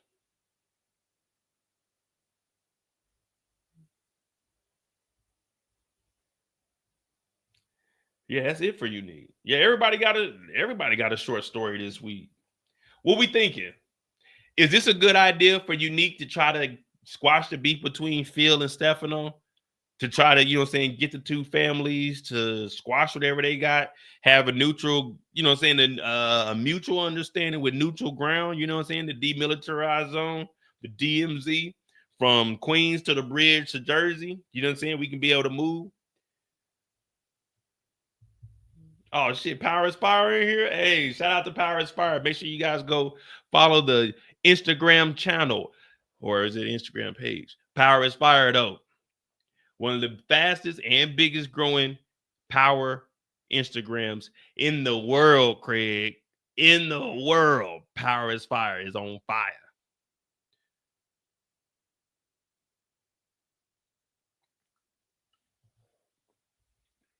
All right. Unique trying to make boss moves. Unique is trying to make it happen. I can't knock him though. One thing about Unique, he hit the ground running. Once Unique showed his face, even before he showed his face, just trying to set up Jersey and all this other shit. Yeah, he doing his thing. He ain't stopped since he came back. He ain't stopped since he came back. Once he came back, he went to go visit Sal's wife. Sal's wife hooked him up with Phil. Phil hooked him up with Akbar. Well, shit, it all started with Early Tyler. Damn. Speaking of Early Tyler, all this nonsense is because of Early Tyler.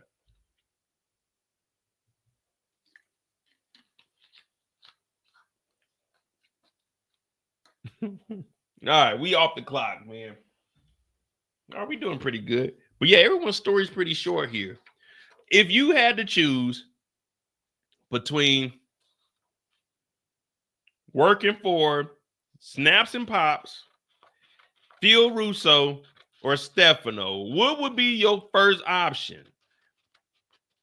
Yeah, put those in order. If you had to choose a big dog to work for, not including me, y'all can't include me. You know what I mean? We got paid holidays and everything. If you had to choose, put them in order 1 through 3. Phil Russo, Stefano Marchetti, Snaps and Pops. I don't know what the hell their last name is.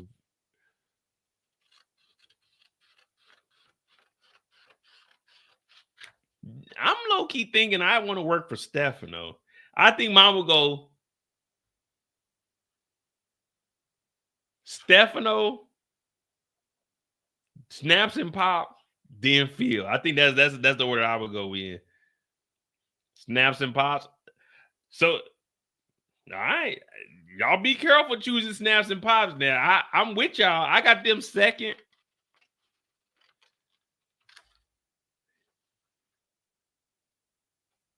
I don't know. Maybe I might move. None of them are really good to work for. Snaps and Pops already showed you they'll backdoor you too. But after watching this, Stefano is really grimy. Stefano is really grimy. Stefano is going to play you against each other. He even told, well, we'll talk about that on Marvin's story, but yeah. Well, no, he already did. He told Marvin, he was like, yeah, man, I need you to take your sister's spot. You know, we don't talk about the trailer, but we did see the trailer. And he told Rock this time, hey, man, your brother talking about replacing you. Snaps and Pop's last name is Henry. All right, the Henrys. That's easier than saying Snaps and Pops, but I know people ain't going to remember that. So I'm going to call them Salt and Pepper.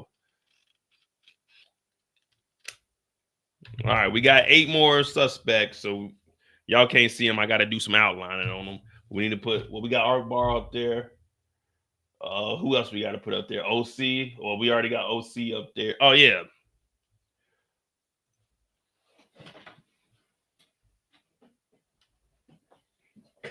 RIP OC, guys.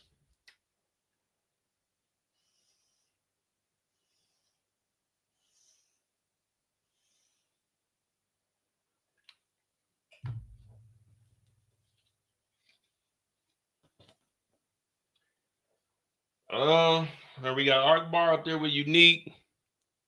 We got Phil. We got Garcia up here putting together the Rico, Stefano, Hazov. Who else we got? We got B-Rilla down here. He ain't standing on no damn business. We got Buckley and Roll. Oh, we need Snaps and Pops got 2 police officers with them now, but I mean, we got Buckley and Roland on there. I got to get my other camera put back up too, man, so we can actually see what the hell we looking at. Oh yeah, Crystal. We got to put Crystal on the board. All right, we'll put Crystal up there.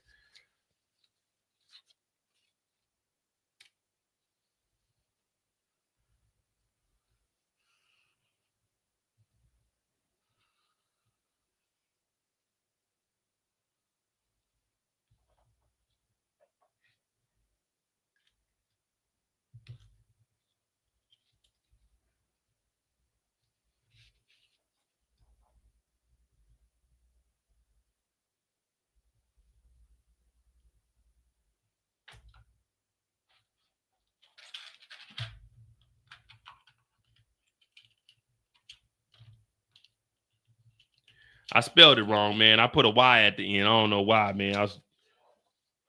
Let's just blame it on being drunk.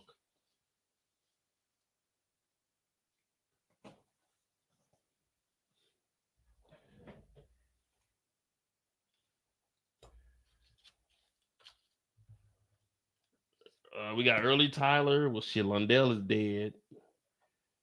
Can't add all of those people. B-Rilla's up there. Unique, Arkbar. All right, man, that'll be all right for right now, man. That's good right now, man.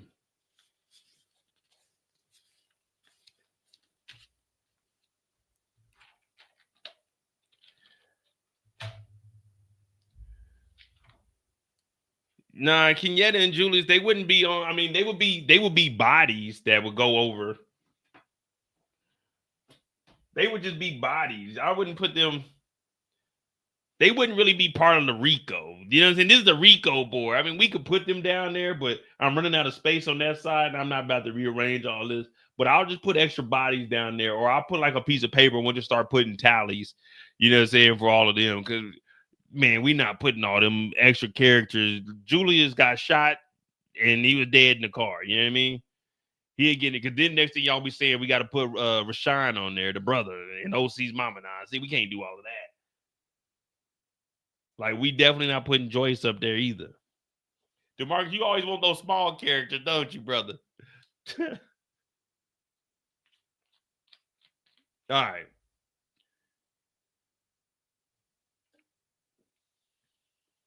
Oh, man. I ain't gonna lie, man. I like these sparkling ice, man. It remind me of my childhood. These bottles used to be blue when we was growing up. All right. Who we got next? We got Kanan and Unique up out the way. We said Lou's gonna be the anchor, so we could go to Jukebox, Rock, Juke to Rock. Yeah, we could do that. Juke to Rock, Rock to Marvin, Marvin to Lou. Well, Marvin and Lou don't do. No one does any interaction with Lou this episode, except for B-Rilla. So Lou is just independent.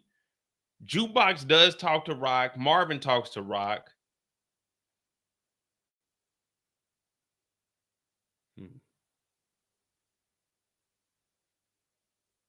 Early Tyler's story is going to be with Marvin's. Like Early Tyler, those characters don't get their own. They don't get their own segment because every time we see him is dealing with Marvin. So Early Tyler will definitely put him with Marvin, and we do have Early Tyler on the board right here up under Marvin.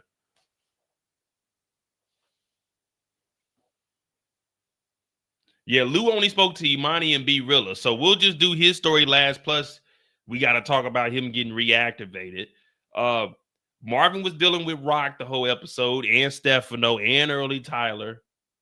Jukebox only talked to Kanan, Rashawn, and Rock. Rock talked to Marvin, Juke, Hazov. Did she talk to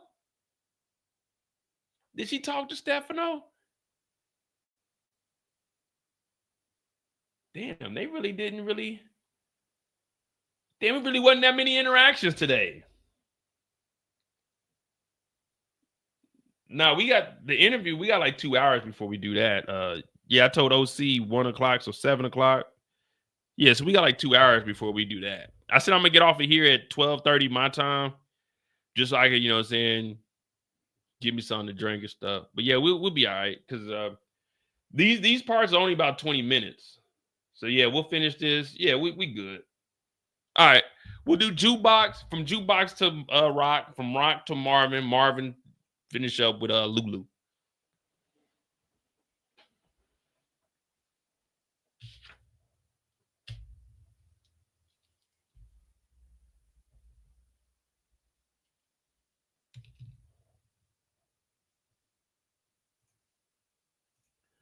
All right. See, I be getting it mixed up because, you know, I break down the trailer for the next episode before I even do my recap. So the last thing I see is always the trailer. You know what I mean? I don't go back and watch none of this. After I watch it, hey, it is what it is, man. We have to figure it out on the fly. You know what I'm saying? Improvise. All right, so we got Jukebox on deck. Ho, ho, juke.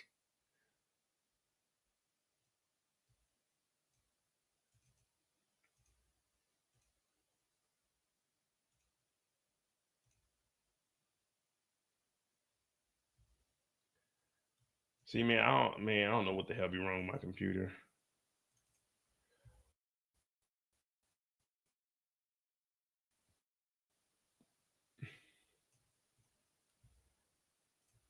All right, here we go.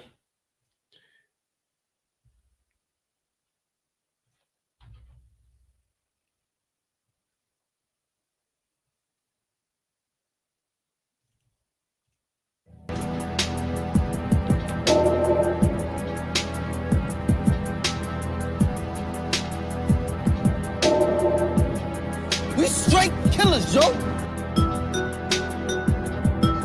Some of them going to sleep. For God!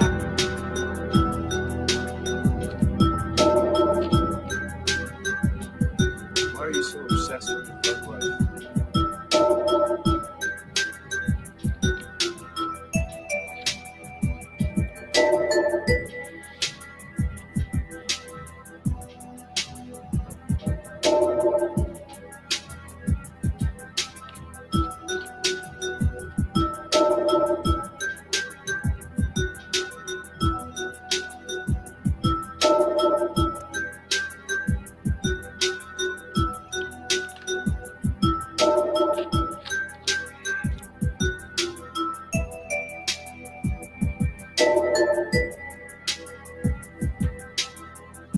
All right. Oh, Juke. Jukebox is one of those ones. Every time we see Juke this episode, she got that gun. And I don't know if you guys remember this song. It goes a little something. It was a song that said, all the other kids with the pumped up kicks, you better run, outrun my gun. All the other kids with the pumped up kicks, you better run, faster than my bullet. That's what Juke is on. Juke ain't hearing nothing. Juke ain't seeing nothing. Juke ain't eating nothing. Juke ain't feeling nothing. Juke want to use that gun. Juke has turned into a different type of beast. I was going to say animal, but no. Juke has turned into a beast. She's a she-devil. I don't even know what a she-devil is, but damn it, Juke don't care about anything but being able to pull that gun out and applying pressure. We haven't seen anybody. What is this even called? What is a person that's addicted to guns called? Not a klepto. What is this called? What is a gun addiction? What is this? Where did this come from? How did you get like this? I know one episode in the Army ain't turned Juke into Stone Cold Steve Austin, but Juke ain't trying to hear what Kanan is talking about. She don't want no damn breakfast. She says, spit it out, nigga. Who killed Famous? He said, I'm not 100, but just shut up, nigga. Who killed Famous? Juke don't give a damn. Kanan talking about Juke, you sure? Yeah. Juke want that.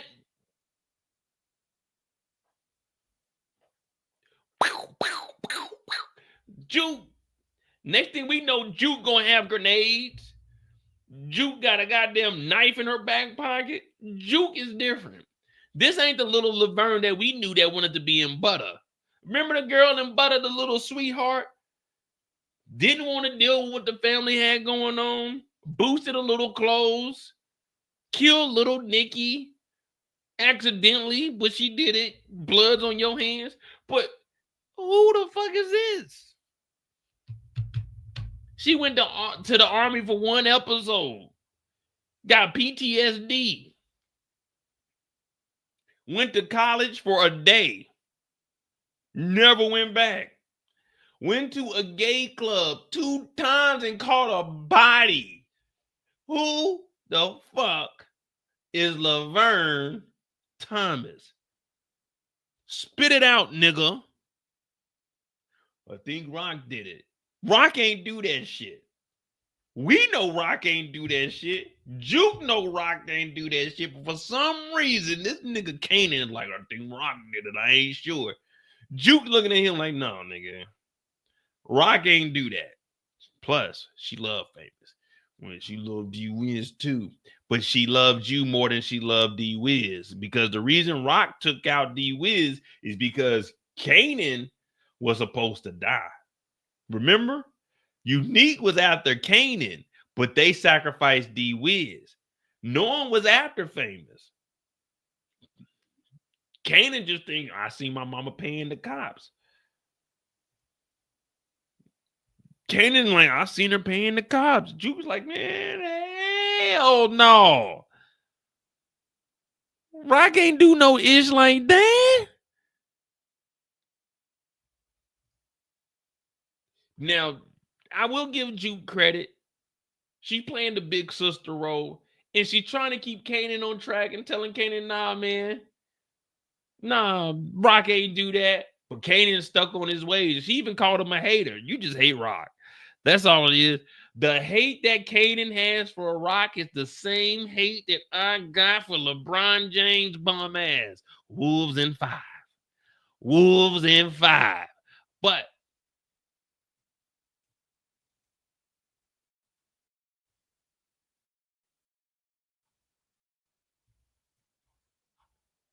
they come and troll me, I troll back. They say Lakers in 5, I say Juke in 5. Shout out to my dog OT. But Juke is like, no, Kanan, that ain't possible.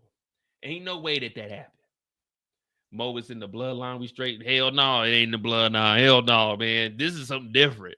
This whole episode, Juke is toting that gun. This is different. We seen Lou in the studio without a gun on him. Juke got a gun at all times. This is different. This got to be from Kenya's side. Y'all remember how evil Kenya was? Kenya was so evil. She was a deadbeat mother. Came back, got in her daughter's life, and then allowed the church, not the common folk, but the church to apply that ruler. Now, I don't know about y'all, but I've been hit with a ruler before. Never on my hands. That's some wild shit. But on my backside, at one time, this is when I was a kid, I got a whooping by, who was she? Kind of like my aunt, but really wasn't my aunt. And now I'm kind of thinking as an adult, like, hey, man, next time I see you, I'm going to check your ass. What were you whooping me for? Oh, that's right, because I peed by the tree. But I didn't pull my pants all the way down. I kind of peed on myself, so she did whoop me. But still, I ain't your kid, nigga. And you ain't my real auntie either. My mama just knew y'all, and we all grew up together. But you wasn't my damn auntie, and you whooped me because I got pee on my pants because I peed by the tree. So when I see you, you're going to have to answer about that. I need reparations. I need at least $25. Because there wasn't no reason for you to hit me with no ruler, all right? You could have took an open palm, gave me a swift one, but a ruler? And you missed my buttocks. It hit me on my lower back. You're evil. So when I see you, you gonna pay what you owe. Oh, you gonna pay. I need that $25. But Juke is telling Kanan, nah, man, that ain't even happening. So Juke probably got the whole time they were trying to beat the devil out of her, they didn't put the devil in her.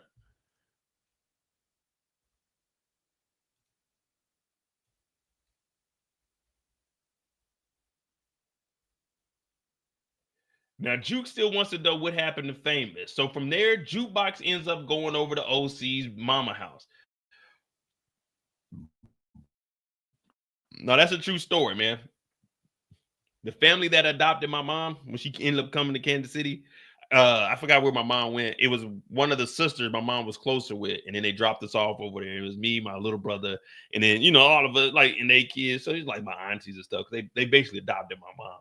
But yeah, she whooped me, man, because I went to go pee, because they only had one bathroom, and I couldn't hold it. So I went outside to pee, and I went on the side of the tree, but I ain't pull my pants all the way down, and I peed on like the front of my pants. So they got mad, they whooped me. But now that I'm older, y'all gonna have to answer for that. I don't give a fuck, y'all 60-something years old, 70 years old. You gonna answer, and you gonna pay. You gonna pay. Oh, you gonna pay. You gonna give me that $25.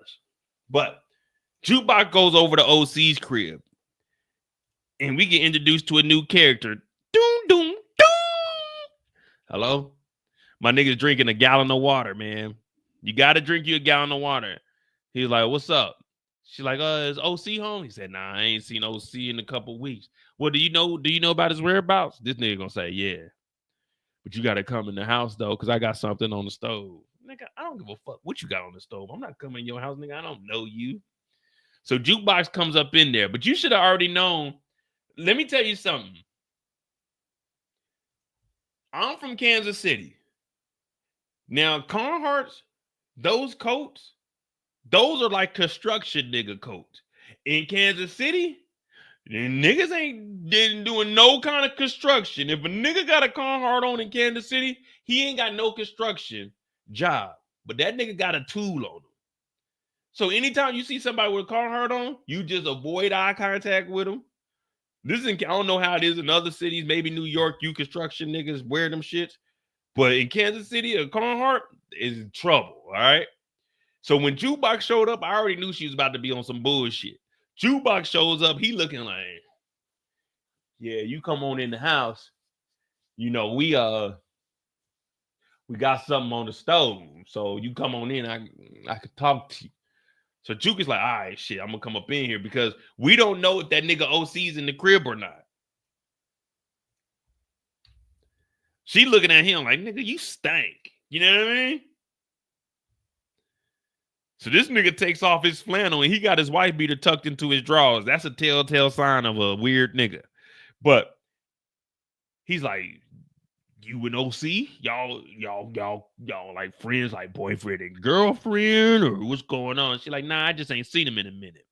This nigga starts pulling the Michael Jackson. So I'm thinking, okay, he's just dancing. Like, you know, everyone done it as a kid. We didn't all pull the Michael Jackson. Ow! So I'm thinking he about to moonwalk and impress Jukebox. But instead, this nigga getting closer and closer. I said, what kind of freaky shit is this? He pushing up on Juke. He get her against the wall talking about, you ain't never found no love like this. I said, hey, nigga, back up. Jukebox pulled that stainless out, and let me tell you something. When you pull that gun out, it had gangsters walking away switching. It had gangsters bringing out the bitch in you. Jukebox went upside this nigga head. Bing, bop, boom, bop, bam. Where the fuck is OC? That nigga said, wait a minute. There's more. I don't know where that nigga OC is at, man. I promise I'm just a bitch ass nigga, man. I was making some oatmeal and the water was starting to boil and I was trying to get to the kitchen, but I accidentally tripped in front of you. You know, I've been telling my mom to fix this rug and she didn't fix the rug, and it's just, I'm sorry. I didn't mean it. You had to hit me with the gun.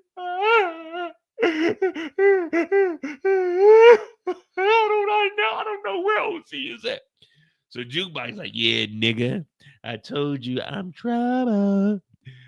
So this nigga sitting here, he didn't got pistol whipped. I ain't never been pistol whipped before, so I don't know the full pain. Hey, if you've been pistol whipping the chat, on a scale of 1 to 10, 10 being the worst, how bad does it feel to get pistol whipped? I've never been pistol whipped. Now, I had my head cracked open in a car wreck, but I ain't never been pistol whipped. I'd rather take that car ass whooping than a pistol whipping. So on a scale of 1 to 10, how bad does getting pistol whipped hurt? If you've been pistol whipped before. Don't be ashamed. This is a friendly place here. We're just going to ask, like, how did that situation happen? What was your response? Did it change your course of life? Like, on a scale of 1, you go into the doctor's office, they say, hey, on a scale of 1 to 10, you always tell the doctor you on a 10 because you want the best medicine. But on a scale of 1 to 10, how bad does getting pistol whipped hurt?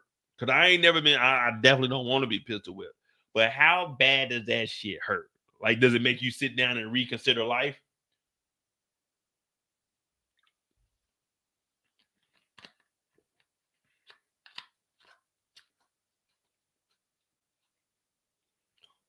Now, like, right here, I got this gash here from when I got a concussion. That didn't really hurt. I got elbow playing basketball. That didn't really hurt. I didn't really feel the elbow. When I got in the car wreck, y'all remember this whole side of my face was skinned off. My damn eyebrow. Well, it grew back now. But yeah, this whole side of my face in 22 was skinned off. So that wasn't that bad.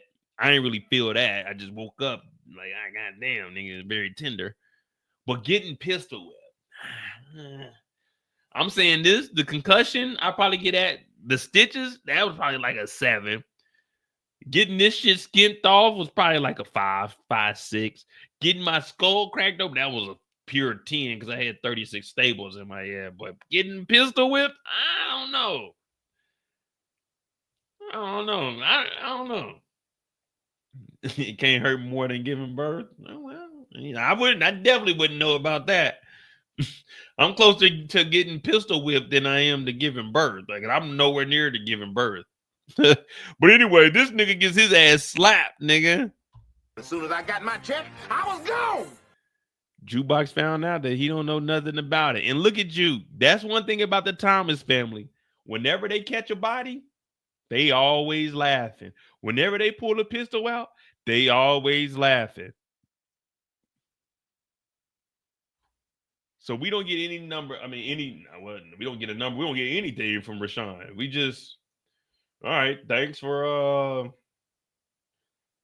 the time. But like, when you think about it, all this nigga had to do was say, oh, I ain't see OC.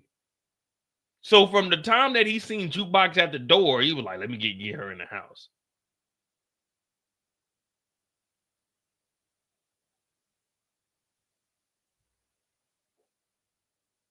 Now that we're looking at it and breaking it down, what was the point of this character? Like, they just said, hey, for one scene, we're going to put a creepy nigga in the episode to prove that Juke is crazy.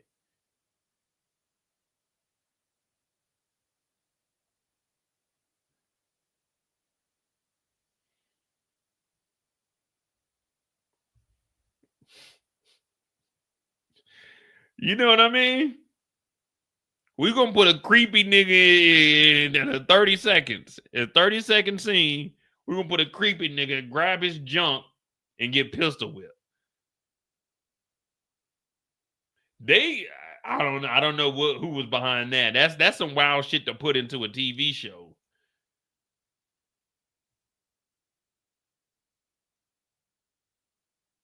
Juke ain't even got her hand on the trigger. Well, this is how you're supposed to do it anyway. But Juke ain't got her hand on. Oh, I'm disarming her. I'm taking my risk here. I'm taking the risk here. She ain't got her finger on the trigger. Oh, yeah, I'm disarming her. All right. So Juke didn't get any information, but he hasn't seen OC in a while.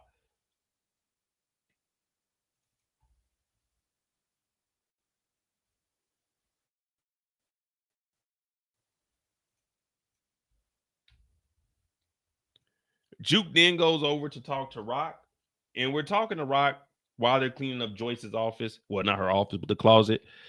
And this conversation wasn't really about nothing, But Juke was seeing how is Rock feeling. She trying to get a feel of the situation, see if she can, nitpick anything, see if Rock is gonna, accidentally slip up and say something. If it's too sad for you, I can do this by myself. But Rock is like, hell no, we good. We good.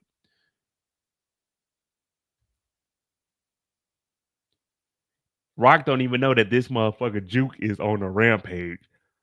Rock don't even know that Juke is pulling the gun out every 15 seconds and pistol whipping niggas. But Juke's relationship with Rock is very close, man. And I don't think anything's going to separate the two. I think when Rock uses that get out of jail free card, it's not going to break Juke's heart because Juke becomes a police officer. So I don't think Juke really gives a fuck.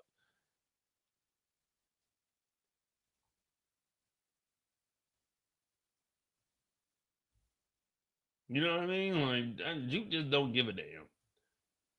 And the last time we see Juke is when she's talking to the cops. I mean, she was at the apartment when Kanan found out that OC was dead, but she didn't say nothing. They just found out that OC was gone.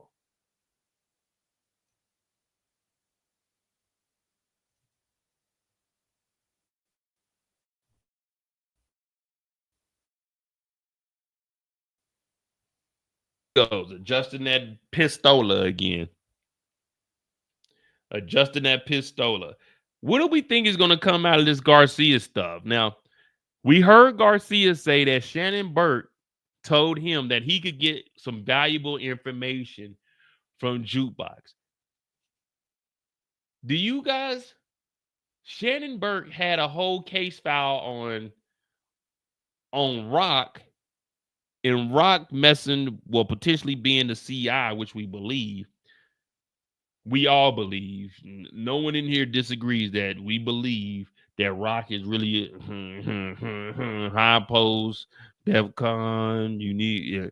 No one in here is disagreeing that Rock has been telling. But how much information does Shannon Burke really have? And did she leave this in notes? Were the notes taken? Hey, Jukebox is reliable. Jukebox ain't like the rest of her family members. Now, that's old Shannon Burke before she took her life. Before Shannon departed and took her own life, did she write down notes like, okay, Juke is trustworthy. Kanan is a tough apple? Because Garcia is everywhere, and we got to give him credit because he's doing his work. When he does an investigation, he's out and about. But Juke, she said, man, you're not messing up my slice of pizza, man. I'm out this thing. So Garcia doesn't get any information, another dead end. Juke does say talking to the police will get me popped out here, but she goes and throws her pizza away. And in the words of my dog Trill, I don't give a damn who it is. You ain't making me throw away my slice.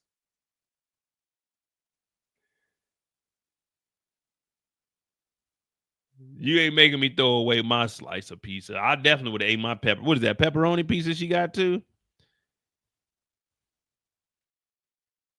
Oh, man, Juke got her Tim's tied all of you. That's how y'all rocking in New York? Oh, man. Hey, they got New York looking weak, man. Word is bond, B. First, we got all them Jersey niggas in New York, and then they got Juke with the... I thought y'all niggas let the tongue hang in y'all Timbs. That might be some Harlem shit. I don't know how they dressing in Queens right now, man. They got New York looking a little weak sauce right now. Juke and threw away. One thing we don't do in New York, well, I'm not in New York, but what I heard is one thing you don't do in New York, you don't tie the Timbs all the way up. Another thing you don't do in New York, you do not throw your slice away. Another thing you don't do in New York is talk to the police. And fourth thing that you don't do in New York is let Jersey niggas come in your house and take over the city. And damn it, all four of them things that happened. That's Jukebox's story. Is Jukebox about to become a police officer, or is Juke gonna hold it down? Them Tims are telling me all I need to know. She undercover. She a police officer. I ain't never seen my New York nigga. Kanan don't tie his Tims up like that. Ankle, all kinds of support. Like, who does this? Oh, man, it's over with, man. The tongue's supposed to be hanging out. I'm here in New York, man. The tongue, look, Oh, New York is going out, man. 2 niggas with the Timbs on. Oh, what the fuck is going on? My nigga got the J's on, tied all. Oh, what the fuck is going on? Niggas is tying shoes in New York. Oh, next thing you gonna tell? Oh man. But look, his tongue is okay. He got his tongue semi-exposed. Okay, but Juke. Oh man, damn. This is bad here. This is bad juju. This is like I ain't never seen no shit like this.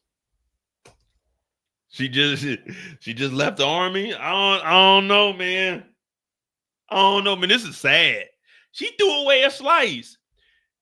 Who's from New York in here? Someone tell me the last time they threw a slice away. You don't do it. It's so uncommon. It's rare. It's like if you do it, it's like, oh, fuck, I threw my slice away. You gonna be thinking about that all day. You throw your slice away. What's the nigga name that you cut his hair off? He lose all his power? Was Samson or some shit like that? You throw away your slice in New York, tears come down your eyes. Then I done threw my slice away, man. You don't throw the slice of what? Man, they got, oh, man. I don't think 50 seen this episode. 50, I don't know what's going on, 50. They authorized this episode. I ain't never seen no shit like this. This ain't New York. This is what? And no disrespect, but no, I ain't even gonna say that because my dog Method Man's from up there, Staten Island. No, we ain't gonna say that. I was gonna say this some Staten Island shit. No, man. This some Buffalo, New York shit right here. No disrespect to my niggas in Buffalo, but this some Buffalo, New York shit, right? This can't be New York City. Not getting down like this. This ain't New York City. Hell no. Threw away a slice, talking to police, Tim's all the way up, and Jersey niggas is in the city. My understanding of how New York City works, there's 100 real niggas standing at the bridge. And anyone that come across that bridge with Jersey plates, they tell them to turn their ass around. That's the New York I heard about. I ain't never heard about New York niggas letting Jersey niggas over there. But this shit's crazy. Jukebox all out in the public talking to police. This shit crazy. Rock walking around with a get out of jail free card. This shit crazy. New York, big city of dreams. It's a whole dream now because y'all done sold me a dream, man. I was thinking New York was the realest place in the world. If you can make it in New York, you can make it anywhere is what they told me growing up. They said it's the Big Apple. But then again, they also say it's the rotten apple. And right now, it's starting up. I don't know, man. Episode 8 really got New York fucked up right now, man. Like, damn. All right, man. So we got Rock up next, man.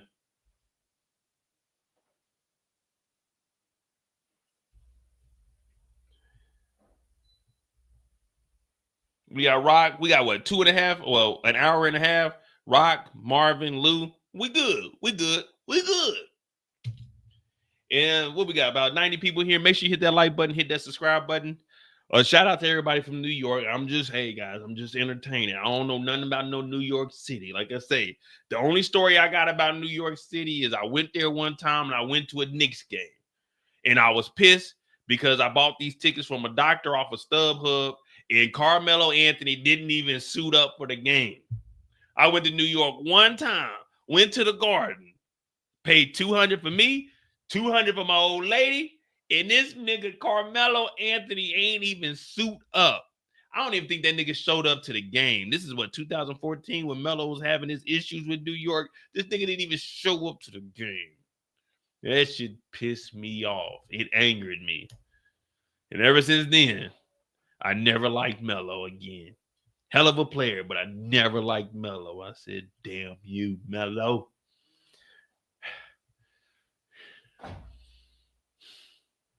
Sad times, man. All right, we got Rock. We got Garcia up there. All right, cool.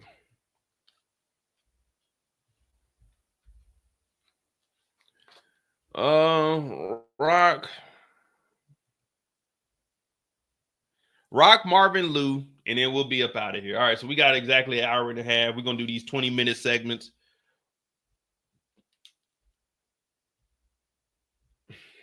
All right, give me a second. Let me make sure.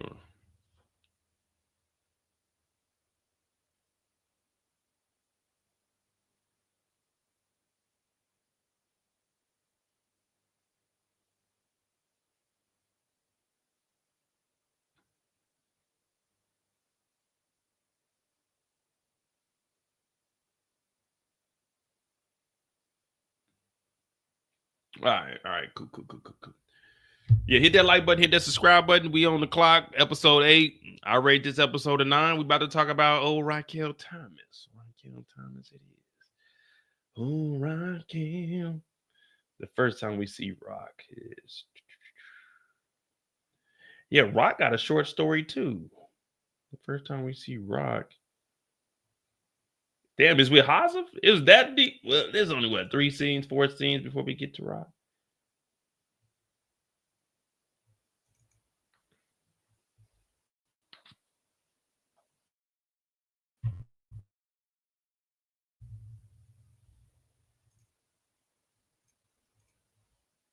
Rock is a sociopath? Nah, man, Rock chilling, man. Come on, man.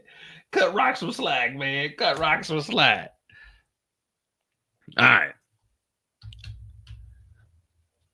The first time we see old Raquel Thomas, well, guess what? She's at Hazef's spot. Now, remember, she wasn't supposed to be up here. Hazef. She wasn't supposed to even pull up to his house, but she did anyway because she was urgent. You know what I'm saying? Urgent care. I mean, we need to be seen right now. Now, initially, he said that it was going to take 2 weeks, 2 to 3 weeks to build a processing factory or a processing plant. Now, they are in Afghanistan. This is 92, 93. Well, I'm saying it's 94 because, you know, the Jays was out, but that's neither here nor there. So Afghanistan had a little conflict going on at the moment. So it was hard to export things, especially boatloads of drugs. But now he's like, it's here. It's been about a month, but it's here. Finally, this is what we've been waiting on. And this is news that Rock, like, as soon as he heard this, you know, when you got your shoes on and you stretching your toes out. Right now, Rock is like, yeah.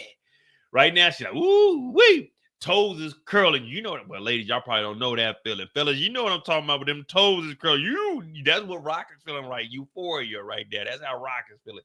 Toes is curling because it's been a while. Unique has took over the blocks.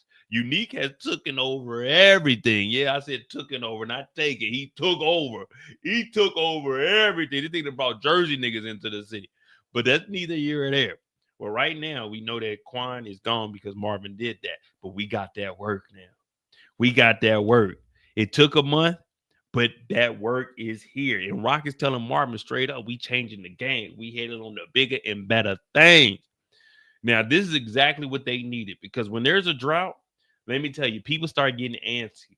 People, when there's a drought, those same junkies that you had, they start to sober up. They start to realize that they are better for the community than they are when they on drugs. They start to expand their horizons, enroll in college, get jobs, start becoming CEOs of Fortune 500 companies. That's what most junkies do. But guess what? These junkies aren't going to be able to have that opportunity because that H is back in town. And I ain't talking about H-Town, the group.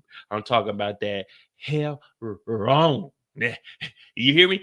Hell wrong. That hell wrong is back in the streets. So Rock, she finally got what she been wishing for. This is what she negotiated. This is what she told everybody. We back. And she lets Marvin know. And Marvin, we changing the game again.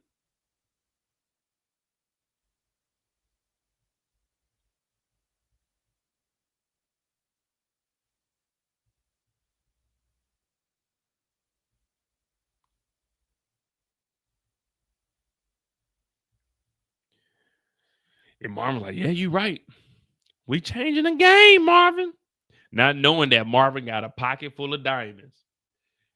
Not knowing Marvin got a pocket full of diamonds. You already know I'd have had them 40 pointers in my shit. I'd have had them big ass 40 ponies walking around. They're like, damn, Mo, what you doing? I'm like, I can't hear you niggas. I got these diamonds, but she don't know nothing about that. But what does Rock got tucked? What does Rock got tucked?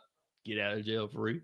What does Rock got tucked? Get out of jail free. So no matter what goes on, Rock is just like, 1, 2, 3, 4, 5th. I'm out of this. Rock got that get out of jail free card. I ain't letting that shit slide. But we got the product. So now we got to start putting things in motion. After Rock finds out that the product is in, well, she goes to talk to David. And what do we see with David? David's on his bullshit. David is back on that bullshit. David's in there. Yeah, I got this guy. I think this guy likes me, but I'm not sure. Some people say that I'm not worth having true love. Rock is like, hey, that nigga painted the walls though. You see that? Remember he was looking at the colors. That nigga actually painted the walls. I did not notice that. All right, shout out to Power for attention to details. He actually painted the walls. That's what's up.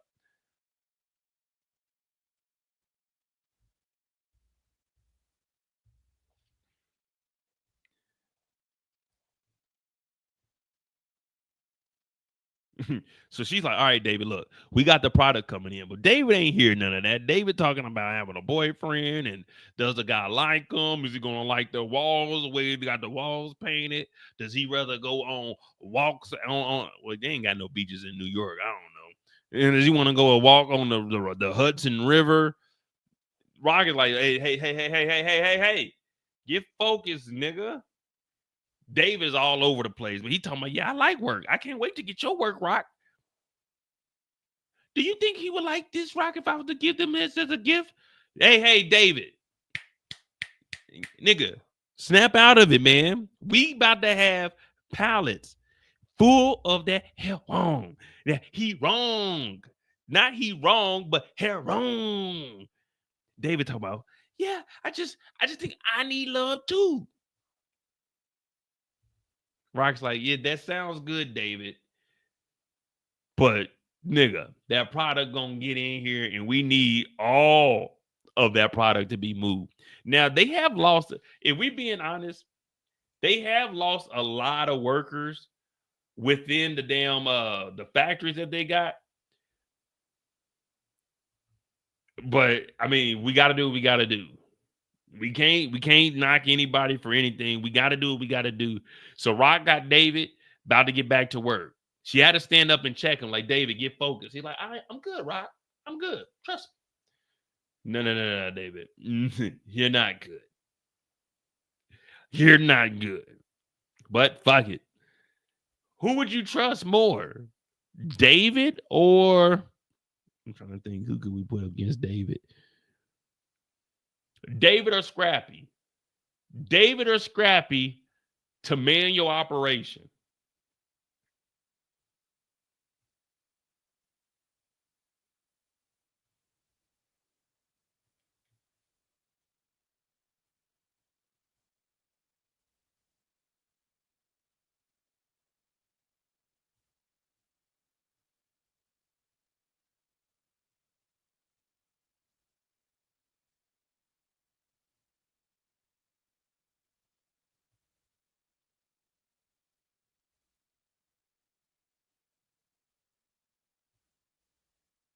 Scrappy?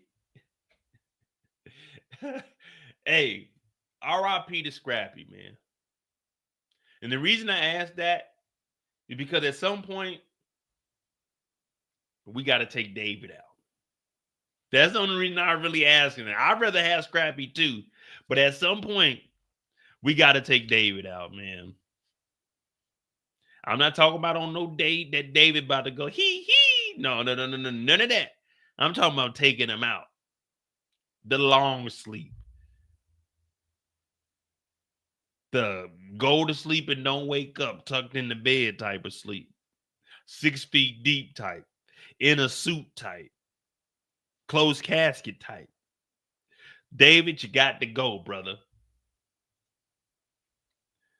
Well, David says he's prepared and he's ready to do whatever it takes. Now we get into the entry level fuck ups from Marvin. And I call these entry levels because we didn't see Marvin do some wild shit. This isn't a Marvin. Well, it is a Marvin fuck up. We'll get to that on Marvin's story. But Marvin and Rock, Marvin finally comes clean. Like, yeah, Rock, man, me and Stefano, we might have some issue. Early Tyler, he did some shit. She's like, don't tell me this right now, Marvin. We just about to win, Marvin. We just got a new connect. The hell bone is in here. And you didn't do what? He said, well, Early Tyler and his cousin Londell, they may have took out a made man with Stefano. She's like, what? Loudmouth Londell? He's like, yeah, man. So it turns out this nigga was talking so much, he done got himself locked up. So she's like, that nigga, Marvin. So she specifically tells Marvin, look, you need to take out Early and his damn cousin. Marvin talking about, I'll handle it. I got it.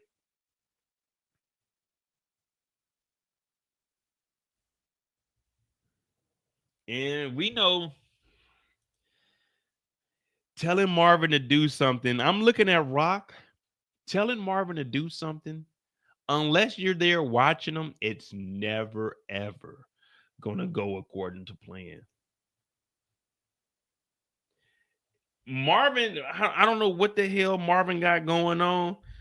I fucks with Marvin, but man, he ain't never getting nothing right. So Marvin says he's going to handle it. And Rock tells him to take out both.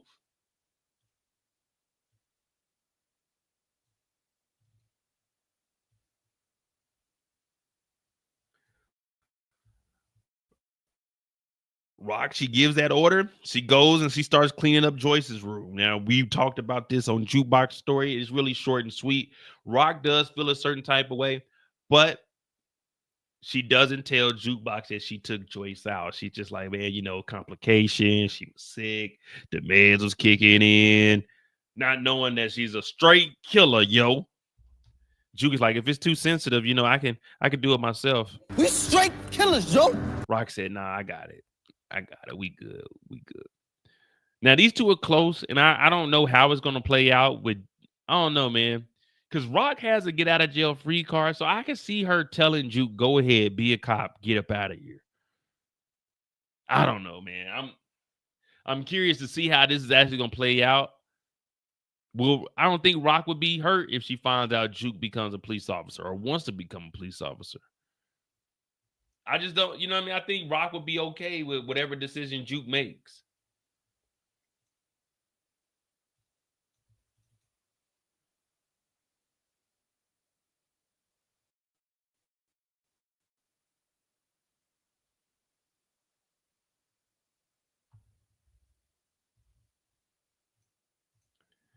And the last thing we see is Crystal coming up and telling Rock to do your damn job. You are a mother. That's really all Crystal was saying. Rock was like, do you know who will be coming after Kanan? She said, hell no. But you need to be a mom. She just flat out told her, you need to be a mom. I was like, damn, okay, Crystal. Crystal standing on big business, ain't she? Crystal standing on big business. You need to be a mom and support Kanan. That's it, Rock. Oh, yeah, and I got a bus to catch.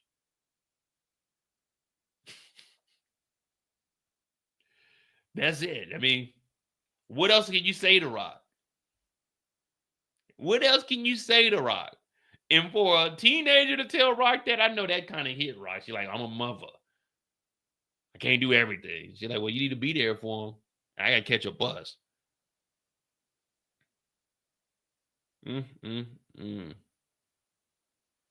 Juke becomes a cop probably to help the family. Hell no. Juke ain't helping the family. Juke's a goddamn menace. How Juke gonna help the family? She got bodies. Hell no. And the feds is coming. Being a police officer definitely ain't gonna help for the troubles that they got. They got mob Ricos. They got state Rico, but they need way more help than Jukebox entry level ass cop ass. You need to do your job as a mother. And once she says that, she got to go get on that bus. I think Rock called the police on her. Y'all think Rock called the police on Crystal and got her up off the bus?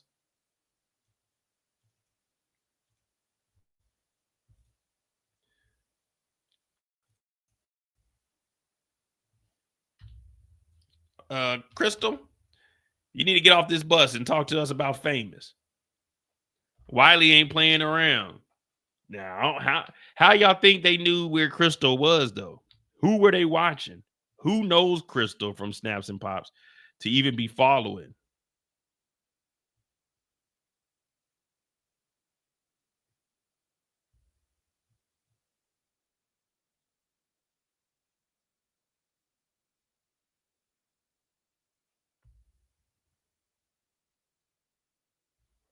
They told Crystal to get your ass up off the bus.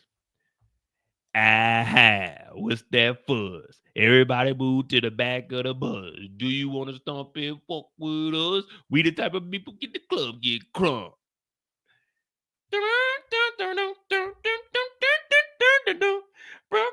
I was just listening to that today, man. I ain't gonna lie to you.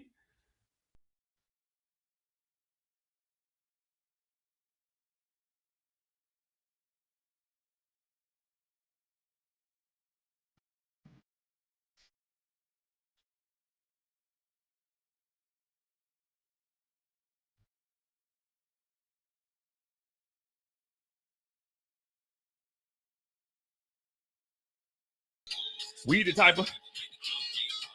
They told Crystal, get your ass up.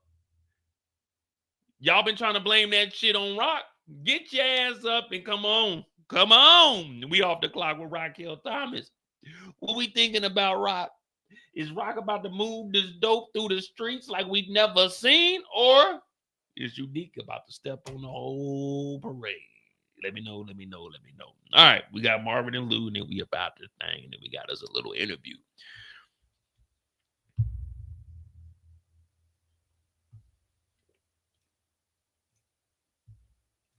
Oh, man. All right, man. You know, we rocking. We good. Y'all said they were following her from the house, but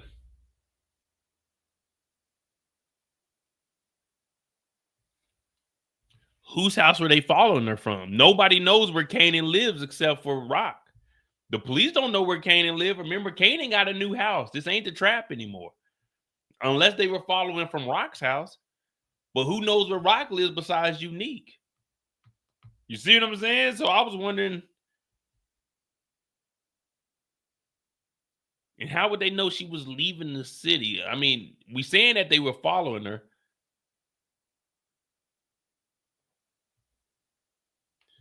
No, I think there were some other people on the bus, I think. Don't give me the line, Miss T. Oh, yeah, there's some white folk back here. Oh, man, how they get to the back of the bus?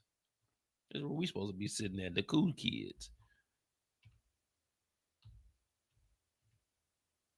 Oh, there's a black person right there in the back.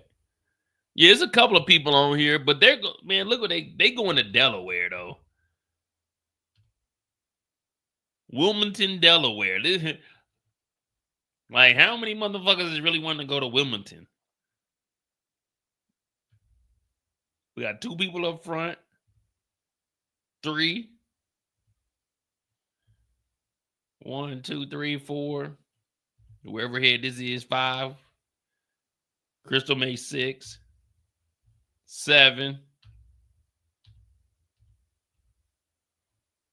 8. Yeah, there's 9 people on this bus. Oh, man, ain't nobody going to Delaware. When's the last time any of y'all been to Delaware? My point exactly. Ain't none of us ever been to Delaware. Delaware, like Delaware is the fuck's in Delaware? Is that the river George Washington was crossing? No, that's the Delaware River, but it wasn't in Delaware. Like when you say Delaware, it makes you think of Tupperware. Who would name a state Delaware? The fuck does Delaware even mean?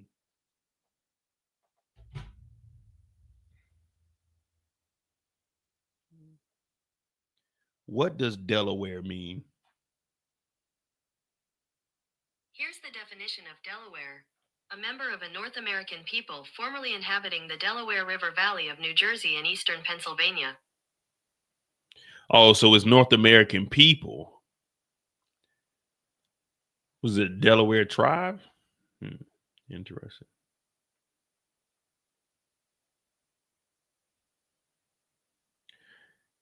The Delaware River Valley from Jersey to eastern Pennsylvania. All right, we're good. Oh, so Tamika was trying to hide Crystal. Yeah, okay. Okay, so Crystal was trying to go to Tamika's family crib. Interesting. We got Marvin on deck. But now, okay.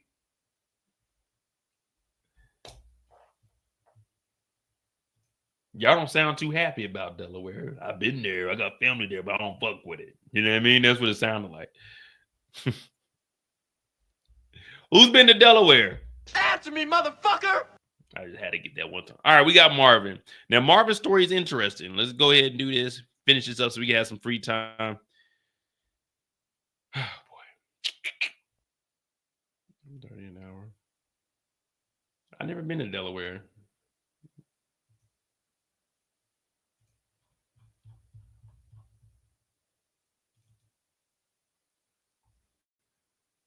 Damn, Tamika just basically said, F Crystal, guys. It be your own people. It be your own people. First, they let Jersey run up in New York, and now they ain't even trying to harbor their cousins. Come on, Crystal is Tamika's cousin, y'all.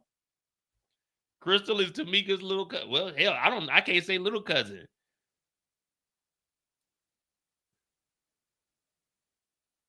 Because this is the 90s. So, so this might be your action. You may have grew up with Crystal. Because Crystal's, what, like 18, 19? Yeah, y'all probably a couple of years apart. Let me see, 94. I was, what, 9? I got a cousin that's like 15. I got a cousin William that was 18 when I was 9. Oh, yeah, that shit. Okay. No sales tax in Delaware? Man, that's what I'm talking about. Oh, let me get focused, man, for y'all get me talking about some other shit.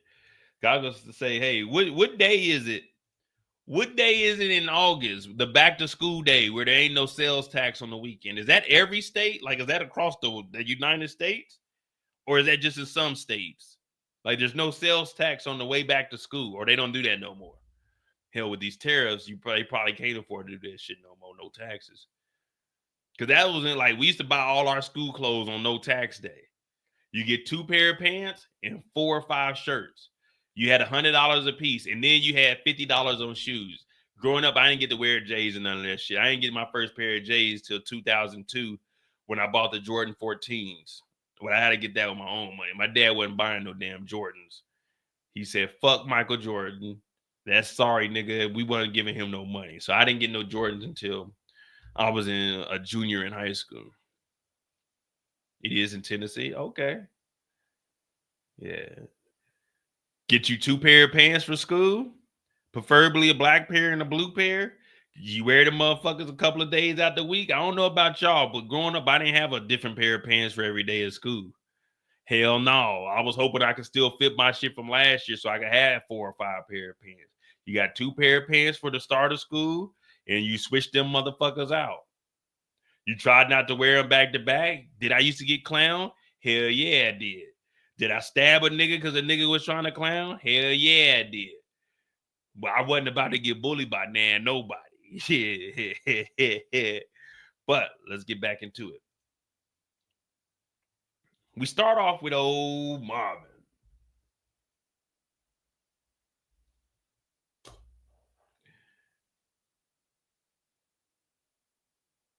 We start off with Marvin, and we see him terrorizing people. We got bodies everywhere. Now, he masked up at this point, so we like, all right, cool. Marvin really about that. Marvin really doing it. And I'm like, man, Quan's got to know what Marvin's voice sounds like. He's like, man, you don't know who I am, man. You don't know what we fucking with, man. You better leave us alone. He's like, nigga, what is the combination to the safe? Now, if you watch Set It Off, you know what the procedure is when you got one in your face. You grab with the left hand, even though you're supposed to grab with the right hand to trigger the alarm. But, or was it the left hand for the, I can't remember. I got a gun in my face and I ain't trying to get pistol whipped. But they laying niggas down. Pop, pop, pop, pop. Pop, pop, pop. Quan sitting there like, man, I ain't giving you the code. Marvin said, all right, maybe this is a little bit of motivation. Pop, no silencer. Pop, pop. Quan sitting there like, damn, man, I already know if I give you this combo, you're going to kill me. He said, I'm going to kill you anyway. But then he gives up the combination. It's a weird, easy number too. It's like 0, 10, 13. I said, oh, man, nigga, they definitely get in there. So Marvin is applying that force. He opens up the damn safe, and what does he see? Moolah. Cash, not a lot of cash, but cash. More cash than I got on me right now because I ain't got nothing on it. My pockets is empty, but cash. Quan is looking like, damn, they got in the safe. But then Marvin finds something more valuable. I'd rather have diamonds than Jesus and gold. Marvin opens up the bag and he finds these precious stones. I'd rather have diamonds than Jesus and gold. Marvin sees these diamonds and he didn't hit a lick. And Quan is like, man, you don't know what you're doing, man. You don't know what you're doing, man. Marvin's like, I know exactly what I'm doing, nigga. And then he removes his mask. He's like, Marvin? Rock sister? My bad, brother. My English ain't that good, and I'm scared as hell. I already pissed my pants. He called this nigga a name that I'm not going to repeat on here.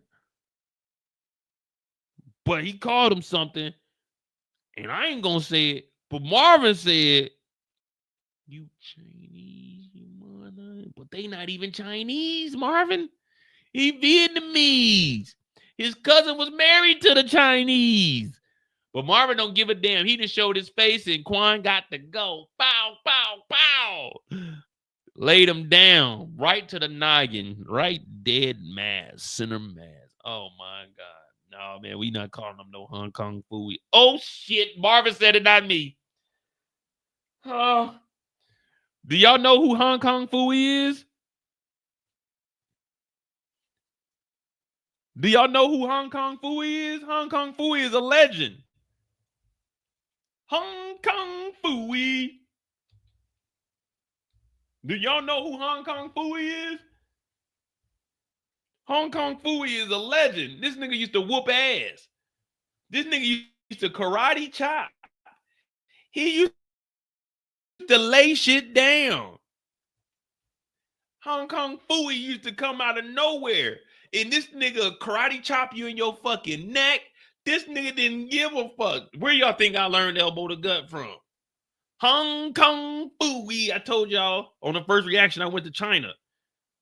Hong Kong Fooey would goddamn karate chop your ass and not give a shit. Let me see if we can find some fucking action. Hong Kong Fooey whooping ass. Let me see.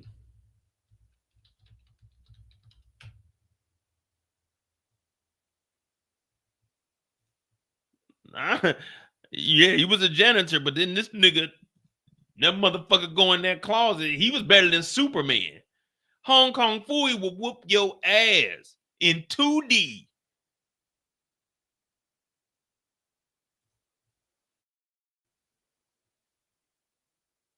This is 1974. This is before a lot of us Negroes was even born. This is the shit my dad was watching.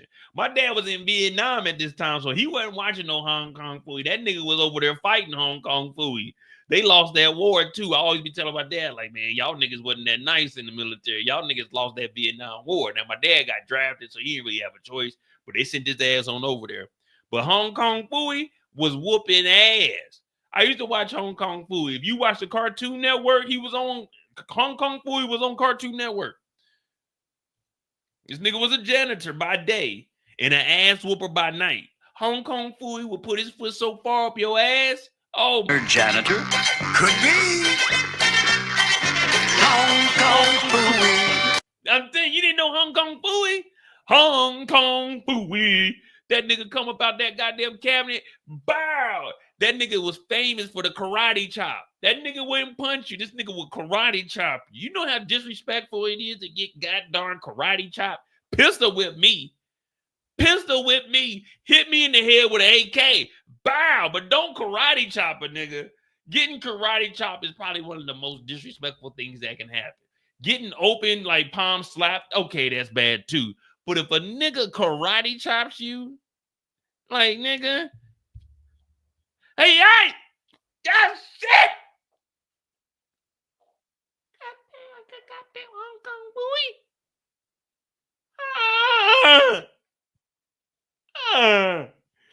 Phooey. Hong Kong Phooey get on your ass, nigga. Y'all. This nigga Hong Kong Phooey, man. Let me find some action for y'all. Look at these moves. Look at these moves. He's super tough with the Hong Kong Phooey chop. That karate chop, man. I'm telling you, this nigga didn't do no punching, just straight karate chop and foot in your ass.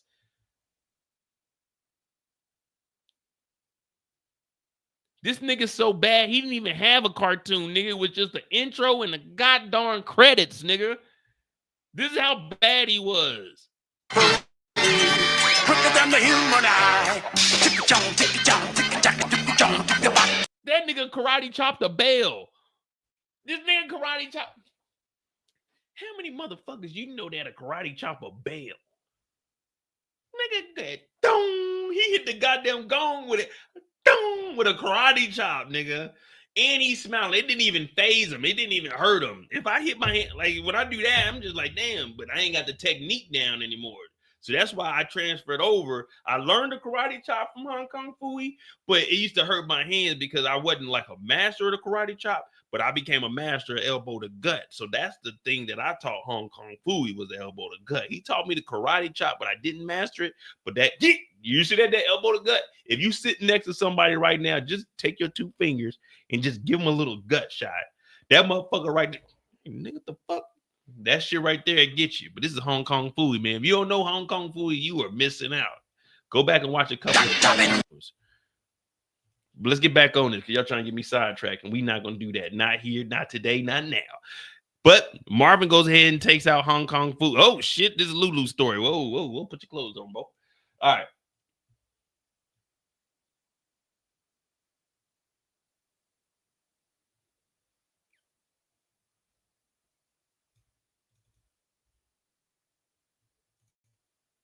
Who I got? Hong Kong. Man, Scooby-Doo couldn't fight. Scooby-Doo was scared. Scooby-Doo-Doo. Oh, where are you? We got some work to do now. Scooby-Doo-Doo. Oh, where are you? We see Marvin and them getting that work. Rock is telling them, we back, Marvin. We back. Marvin's like, yeah, I hear you, sis. She said, we changing the game, Marvin. We changing the game. Marvin got a pocket full of diamonds, though. He definitely ain't tell Rock about that. But Quan is out the way. The competition's gone. The work has came in. You really can't complain.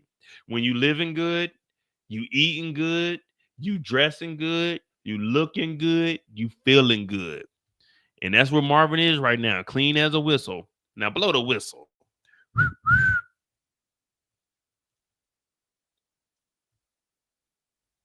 Now Marvin is making moves, and the next thing Marvin does, he goes over to Early Tyler because that situation. Now, Early Tyler does give him that money. He gives him a brick of money too. Early Tyler's like, yeah, that situation you told me, we handled that. Me and my cousin Londell. Now, Early Tyler isn't wrong because Marvin told him to handle that situation. That's between you and whoever you owe that money, like owes you money. So what did he do? Like any real nigga, he went over there and he put his foot up this guy's ass and threw him in the East River. Now, I don't know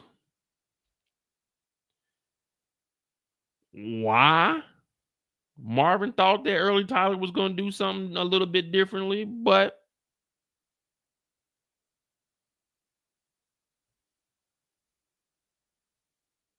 Early Tyler did what he had to do. Early Tyler did what he had to do. He said, nah, Marvin, I did what you told me to. And Londell ain't going to be talking to nobody. But let's be real. Marvin is responsible for Early Tyler. So if Early Tyler does something like this, he had to have a order from somebody. And who was that order from? None other than Marvin. Now tell me what you want me to do to get that 10 bands. You know what I mean? Early Tyler said, I did what you want me to do. I did what you wanted me to do.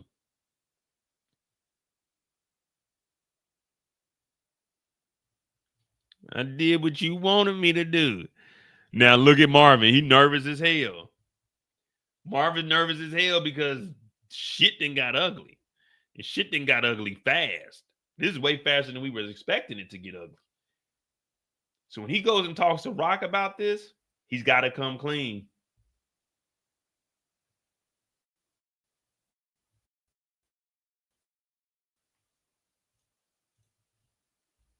And this is where we see Marvin actually tell Rock, man, me and Stefano, we got some stuff to do, man. We got some stuff to do. She like, wait a minute, wait, Marvin. What you mean we got some stuff? Well, yeah, you remember I was working with Early. I mean, well, you didn't know I was working with Early Tyler, but you remember I told you I was working with Stefano and doing some side shit? Well, I actually had 2 jobs with him, catching bodies and collecting money. And I got Early Tyler running bookie for him. And Early Tyler and his cousin Londell, well, they kind of, how can I put this? They killed a nigga, a made man. Look at Rock's face, right? Like, wait, don't tell me this, Marvin. Londell, loudmouth ass Londell. He's like, I'm gonna handle it, Rock. I'm gonna handle it. I don't know about you guys, but I don't like people talking to me and telling me what I need to do or what I need to do. Just ask me to do something and then I'll go do it if I see fit. But Rock is upset because she just got the plug to get the product to the States. And now Marvin doing all these little side goofy ass deals with Stefano, he's fucking up. He's fucking up because Early Tyler done caught a body on a made man with loud talking ass Londell. So Rock says, take care of both of them. I got it, Rock. Rock says, no, you don't, nigga. You ain't learned nothing. Rock, I'm telling you, I'll take care of it. Marvin, on your tombstone is going to say, nigga didn't learn a damn thing. He's like, well, my tombstone is going to say, real nigga, excuse me, little sister. I don't work for you. But that's what Marvin was thinking in his head. But he knows he done fucked up.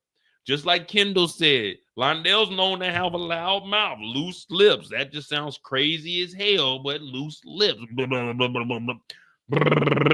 what loose lips are right there. Some people call it the motorboat. I call it the loose lip. That's how Londell is. You get Londell to talking. He telling everything. So now Marvin got to go handle that situation.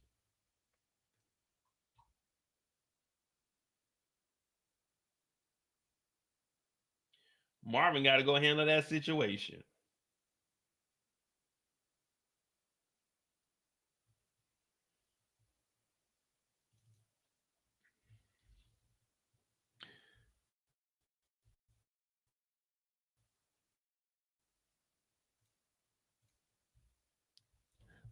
Early Tyler and the gang, they out here. They kicking it. One dude talking about, yeah, baby mama going over to me. I'm going to tell her I like spins. I don't like those girls. They like, oh, man, you gay ass nigga. They're like, you gay ass nigga? You ain't had no pussy since your mama pushed you out. You're like, yeah, but I'll whoop your ass in some cards, nigga. Won't you come and see me? You know how them old folk, they get to argue with each other. They drinking 40s and shit. Londell talking about, man, you old niggas is wild. I got to pee, nigga. That toilet work. Hell no, take your ass outside. They get like the Native Americans used to. I said, damn, man.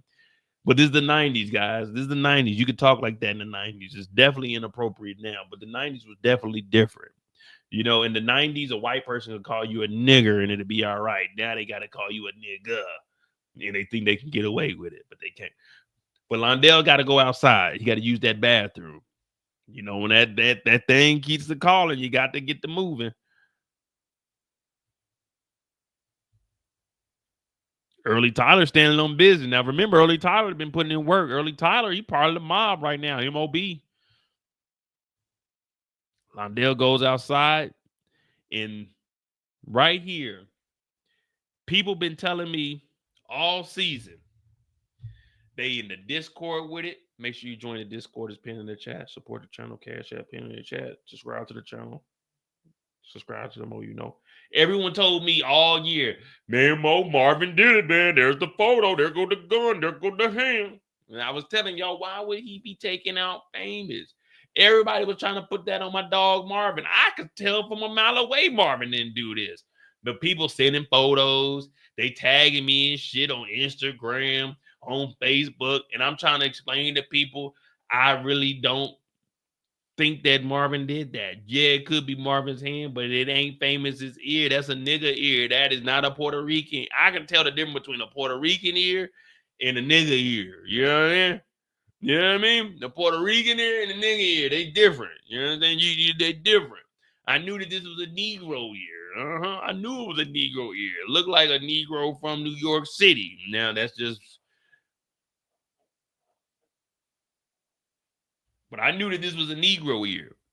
They're like, nah, Mo, that's Marvin taking out Famous. I said, first of all, Famous ain't got this texture of hair. Famous got curly hair. This shit here is coarse. This shit you put water on, it get the beating up. I know because my hair is like that when it's short. It only looks decent when it's grown out, but when it's short, it's unmanageable. Can't put a comb through that shit for nothing. But Londell goes outside, he got to drain the weed. Loose lips. The porno password is loose lips. The porno password is loose lips. Ping. Right to the back of the noggin. R.I.P. to Londell, guys. R.I.P. to Londell, man. But Early Tyler is still alive. Early Tyler is still alive. All right. We good with old Marvin Marv. We got Lou up.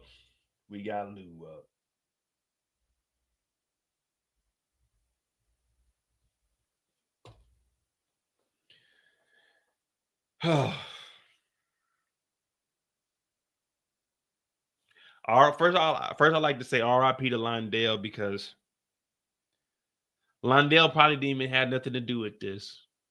Londell maybe just drove Early Tyler over there.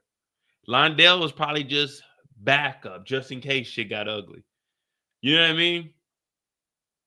Just in case. Like if my boy about to go fight somebody, I'm not jumping in. We're going to let them get their one-on-ones. But just in case shit get ugly. Early Tyler did this on his own, and Londell got killed for no reason. Another unarmed man on a Thomas belt.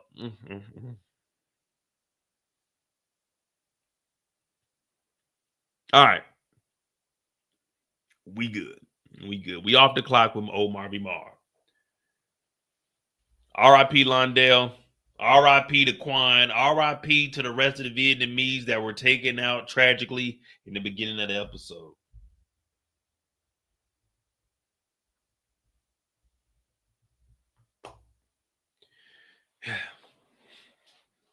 Damn, that's fucked up, man.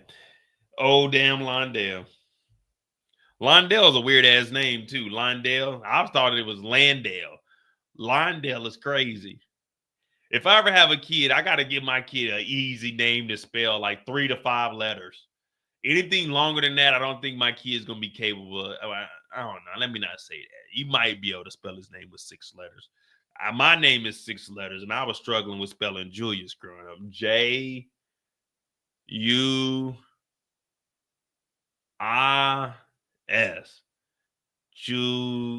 Jewis. That's how my nephew say my name. Uncle Jewis.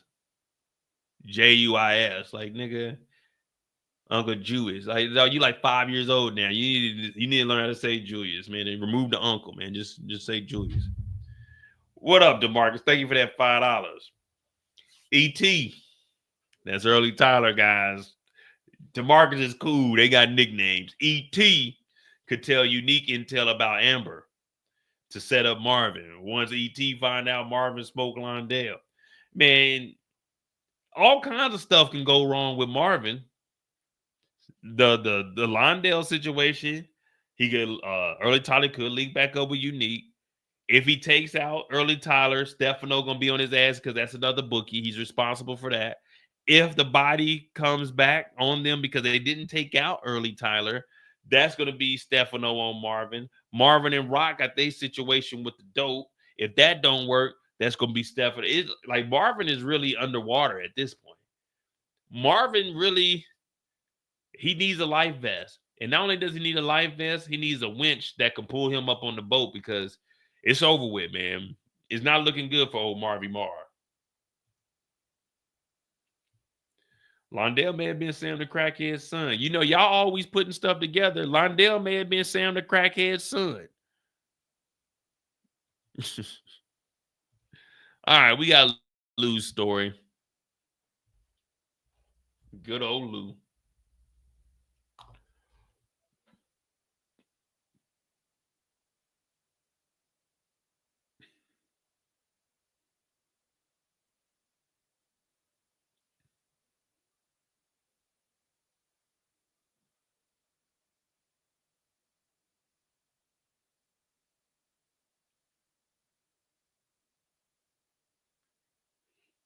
Oh, all right. Give me a second. Give me a second. Who's this texting me?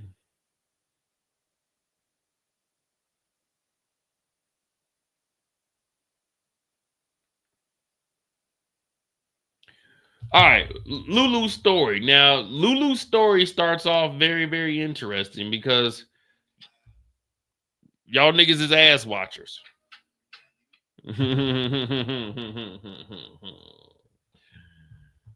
Lulu. Let me see. What we got Lulu.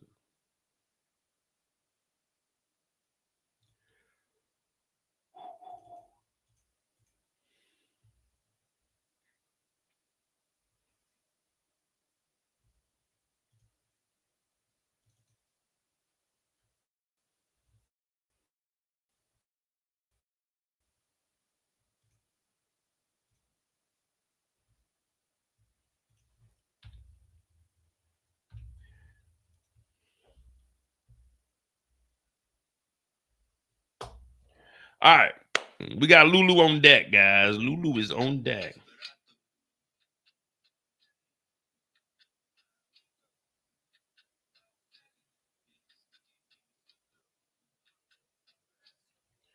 All right. Lulu's story starts off with him and Imani. Now, allegedly, this is a full-time job. Lou ain't got no clothes on. So all the real niggas in here, y'all was some ass watching ass niggas earlier today. Y'all seen raw naked noodle on the screen. Well, Lulu's been putting in that work, and you're only ever in this type of situation when you're very comfortable. Any other time, if it's a part-time job, you're not this comfortable. This is a full-time job where you gotta like get all the way in your birthday suit. That's when you know it's a full-time job. When you get to this point, this is where you're trying to put on a show. I'm talking about move 307, a backflip off the dresser, move 246, where you go up under the covers and then you jump about the motherfucker, surprise. Move 49, which is the baby T-Rex. Yeah, yeah. Then you got move, I want to say it's move 30. I haven't did it in a while. 307 is where you get on the headboard and you kind of jump onto the bed where they on the edge of the bed. These is just different moves. You know what I'm saying? This is just different moves. But when you got a full-time job, you putting on a show. Now, Imani comes in smelling like, I don't know, what was that, roses? She come in and she bringing some water. Now, you know you put that work in when they go and get you some water because you got that. You trying to get your breathing down, but you ain't trying to sound like a panting dog. No, you. Coach used to tell you, don't put your hands on your hip, but you got to put your hands on your hip. You got to catch your breath. She come and bring you water. That means you done did what you were supposed to do. They don't bring you no water. You need to get ready to go again because you ain't do the right type of work. You ain't clock in. Right now, you just outside smoking a cigarette on your break. But Imani comes in and she's like, Lou, who else you working for? Who else you putting that full-time job in with? He like, shit, I ain't gonna lie to you. This some good H2O right here. This tap water. I'm here, baby. I ain't working with nobody else but you. She said, You already know she's second guessing because of the incident that happened with Jess. But come on, let's be real. If a nice thing come and throw that thing on you, you know what I'm saying? I'm not gonna object. It would be rude if a beautiful woman come and throw that thing on you and you deny it. You know what I mean? That's like, come on, man. That's like, she comes over and she's trying to throw that thing on you. It's like, okay, you gotta, you know what I'm saying? You don't want to make her feel bad about herself. So do something to make me feel good. What movie is that from? But yeah, so Lou put in that work, sweaty as hell. But now, this is an intimate moment. This is not, look, after we get done doing what we do, don't ask me about my mom. Man, no disrespect to my mom, but fuck what my mom is talking about. She said, hey, Lou, I know that your mom just passed, but how are you feeling? Are you like, hey. My ass is out. I'm not trying to talk about my mom with my ass out. All right? I ain't got no shirt on. I'm not trying to talk about my mom that died. I'm not trying to talk about that. I'm trying to gain my strength just in case we got to go again. I'm not trying to talk about my mom, all right? My piece of shit mom. The one that called me fragile. He just don't know what to say right now. Like this isn't the time nor the place to be talking about mom. Did you not just see my ass was out? This ain't what Mystical say. I came up in here with my hand. Don't make me leave with my foot in your. Be cool. Like we're not talking about my mom right now. This is not a time to talk about my mother. No, I'm not trying to talk about my mom right now. I'm trying to gain the strength that I need in case we gotta go again. But I don't know what is going on in anybody's mind. Like, I thought this was consensual, you know what I'm saying? Hey, this is just casual. I thought this was just, it's a Tuesday night. I ain't doing nothing. You ain't doing nothing. I didn't think it was like, let's get to know each other. I don't care what your dad doing. I sure don't give a fuck what your mama got going on. I don't care about your sibling. Why are we talking about where that water at? Go. Like, what the fuck? What the fuck? Angela, no, do something to make me feel good. Like, damn, they got Halle Berry in here turning tricks.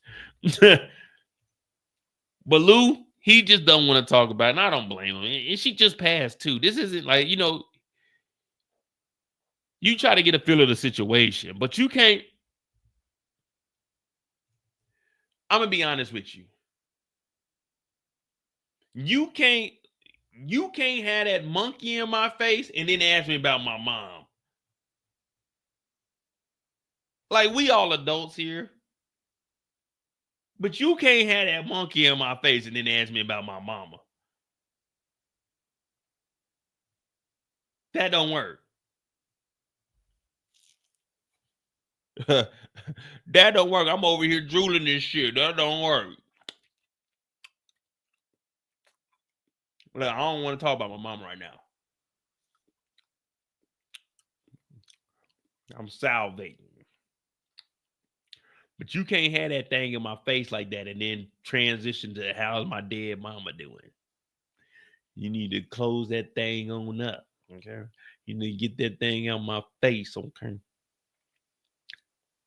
Because I ain't trying to talk about my mama right now. Not at all. Not at all. You know what I mean? I'm like, what the fuck is going on here? So Lou leaves here and he heads over to the studio because shit. It is what it is. It's on and popping now. We get to the studio. Yo, my name be Rilla. My flows be Rilla. You don't know about me, then you better go and check. You better check the Skrilla. I'm getting on it. Like, shut your bitch ass up. This nigga be Rilla in the studio. Can't remember his lyrics. He can't catch the beat. Lou's looking at Adam, the engineer, like, man, what the hell's wrong with this dude, man? Yo, it's B Rilla. Check it out. I'm on the ones and twos. Lou said, hey, come out here real quick, man. What's wrong with you? Man, Lou, I gotta tell you what's up, man. What's going on, man? Man, that low situation, man, that shit crazy, man. I ain't gonna lie, I got caught up into some bullshit, man. Lou was like, man, you stupid son of a... I don't even want to say what I want to say, man. We on YouTube right now, but I know what Lou was feeling because, dog, I got you out of jail only for you to try to rob Low, and y'all didn't even rob the right thing. He's like, man, they tried to get at me, man. They trying to get me to go on a road with them. They want me to go ride with them, man, do the robbery again. Lou's like, dog, what the fuck is wrong with you, man? Are you stupid or are you just stupid? So Lou's like, all right, well, fuck it. Since they were harassing you, I'm going to go and, you know what I'm saying, fill out the scene. You know what I'm saying? Check some temperatures. Be realist like, man, thanks, Lou, because I sure wasn't going to do nothing. I sure wasn't going to do nothing.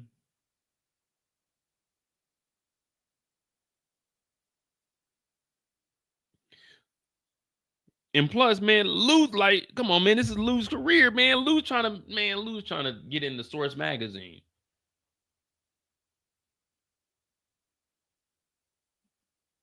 Lou goes over to holler at Kenyatta, and when he gets here, he's really telling them the same thing we've been telling them. Hey, be real soft, man. Be real ain't really like that, man. What's up? Julius come out the back. He got a gun. All Lou is trying to say is, man, nah, man, be real is with me. We with the music now. And of course, power to the people. He's talking about, man, Brother Lou, I never got an opportunity to meet you, but I heard about you. And B Rilla, unfortunately, is with us right now. And if B Rilla's gonna do what we got him to do, because this is what we do. We are the nation of domination. Kenyatta's like, nigga, he with us. He with us, regardless of what you talking about. He rolling with us, and we about to pull another motherfucking kick dough. We about to pull a kick dough. We about to get money. We about to pull a robbery. We about to do whatever it takes for us to get this money, because he's the one that set it up for us. Julius comes out the back with the toolie. They, yeah, see? He with us. I'm like, damn. But 50 Cent once told us, if I ain't got my gun and they get to shooting, I'm running. Lou sizes up the situation. He sees what's going on, and Lou, he leaves. Not saying he's scared, but he's outnumbered and he's outgunned and outmatched. Now, me personally, I'm looking at this as an opportunity for me to lay down 3 people. I'm talking about all 3. No witnesses, no survivors. But that's just me, though. I guess we all ain't built the same. Lou feel like big bro now? Yeah, because he was the baby. Now he's like, because people been calling him soft. People been saying Lou ain't like that. Not me, though. Like, put a 5 in the chat if you know I've been rocking with Lou since the beginning. Put a 5 in the chat if you know I've been saying Lou is the realest Thomas brother, sibling the whole time. Put a 5 in the chat if you know that I've been on Lou's side this whole, like, ever since we started Power. I was always like, yeah, Lou the real deal. Put a 5 in the chat if you know that I've been rocking with Lou since the beginning of the time. Yeah, we never change up over here. Hell no. We never change up on Lou. I knew Lou. I like, people were like, man, Lou is a punk. He getting punked. I was like, hell no. Lou in here sizing up the situation. I knew Lou was about to go stand on business. So Lou goes and talks to goddamn B Rilla. He's talking to B Rilla like, man, your flows ain't nothing, man. But B Rilla's like, man, what the hell happened? Hey, all right, hold on. I know for damn sure I gave one option. I said, put a 5 in the chat.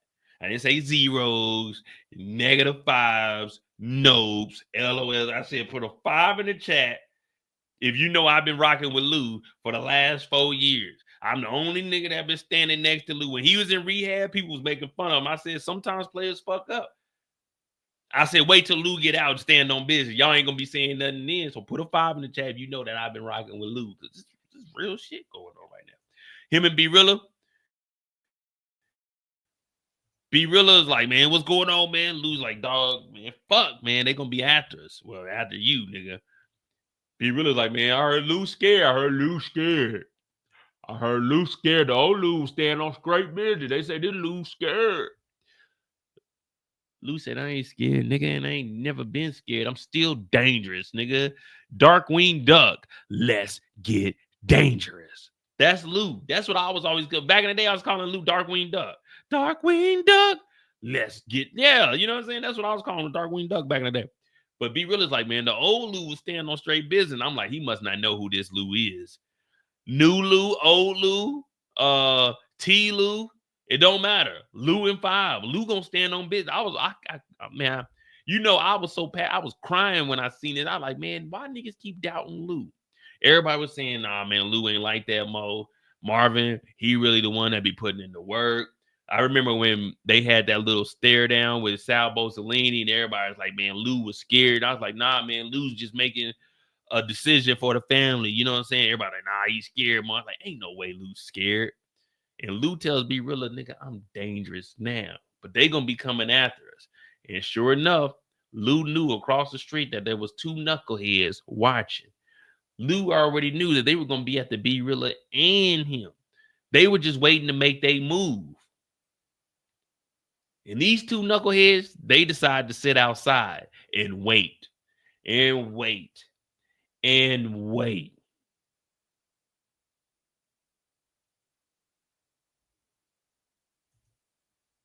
Wait a minute. Let me see some. Zeros, -5s, nopes, the switch up. -5, buy mode, LOLs. I'm not. See, that's why.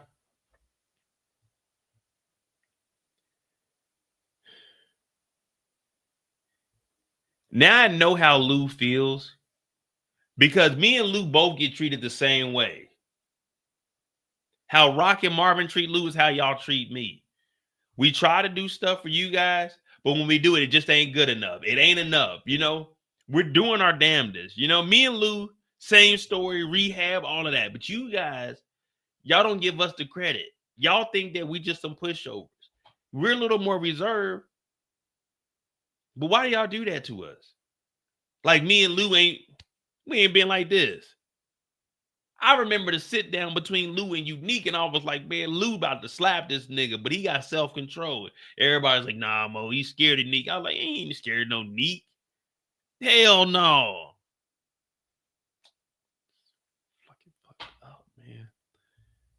Hell no, man. Shout out my nigga Lulu, nigga.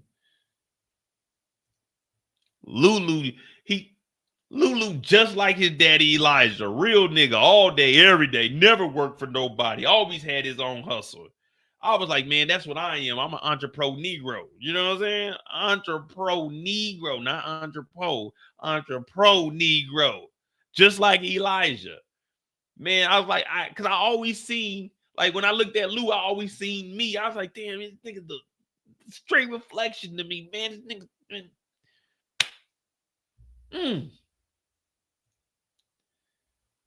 But these 2 waiting outside for Lou.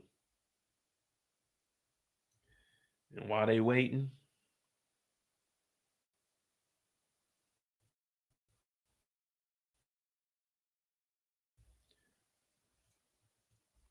Lou creeps up. Now, I ain't gonna lie. Yesterday, I was trying to figure out whose arm this was, but it turned out to be Lulu. And what did Lulu do? Answer me, motherfucker! We straight killers, Joe. Some of them going to sleep. Fuck that! All just like that. That's exactly how this scene went. Answer me, motherfucker! We straight killers, Joe. Some of them going to sleep. Fuck that! That's exactly how it went.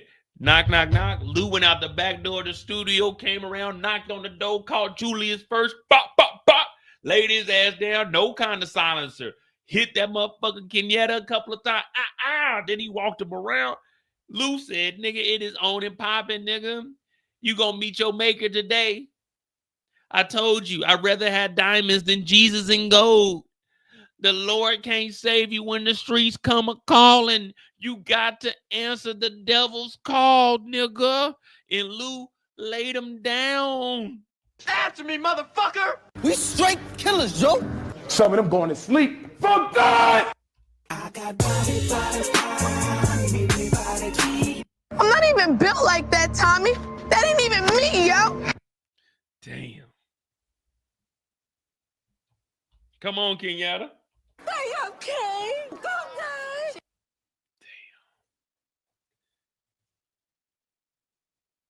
Look at Lulu. Look at Lulu. Look at this nigga standing with a hand. New York is back. New York is back. It took us a whole damn episode for New York to finally stand the fuck up. New York is back.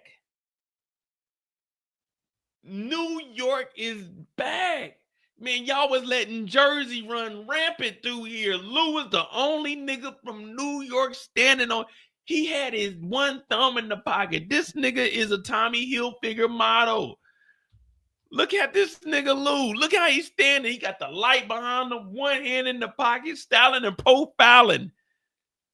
Real nigga, all day, every day, all we do is get our shine on. From sun up to sun down, we get our grind on. I'm a dog. It ain't no secret. I want it all. Lou came out of nowhere. New York is finally back on the map. Them Jersey niggas was acting a fool, and y'all was allowing the Italian beef sausage niggas to run the city. Lou said, not on my watch. Not on my watch. Not up in here. Not up in here. And I was saying, man, I see me and Lou. Me and Lou. Put those fives in the chat for me. Put the fives in the chat. Please put the fives in the chat. I ain't asking too much. Put the fives in the chat. Put the fries in the bag or put the fives in the chat. Because I've been rocking with Lou 4 years straight. 4. 1, 2, 3, 4. 4 years straight. I've been rocking with Lou. I've been telling y'all that Lou is the real deal. I've been telling y'all Lou is about that life. Y'all been saying that Lou ain't like that. Y'all been saying Lou was soft. Y'all was agreeing with Joyce. Nah, Lou is like that. I told y'all, I said, that nigga Lou remind me of me, because when I first watched this show, I was looking, I was like, damn, that nigga Lou kind of remind me of me. Standing on business. He ain't let them Italian beef sausage niggas from Jersey come across the river. Stand on straight business. Hell no. Hell no. I was like, Lou remind me of me. You know what I mean? Back, if I was born in the 70s, it was in like my early 20s, mid 20s, in the 80s. Oh yeah, 90s. Oh yeah. Probably 7, 8 bodies, 9 bodies at least. That's just a warm up for me. 9, that's easy. That's a weekend. What is that? A weekend? Like Easter weekend, maybe? You know, a random weekend. Don't let it be Christmas. Don't let it be me and Lou catch at least 12, 13 if it's Christmas. You know what I mean? I'm like, man, me and Lou, we like this, man.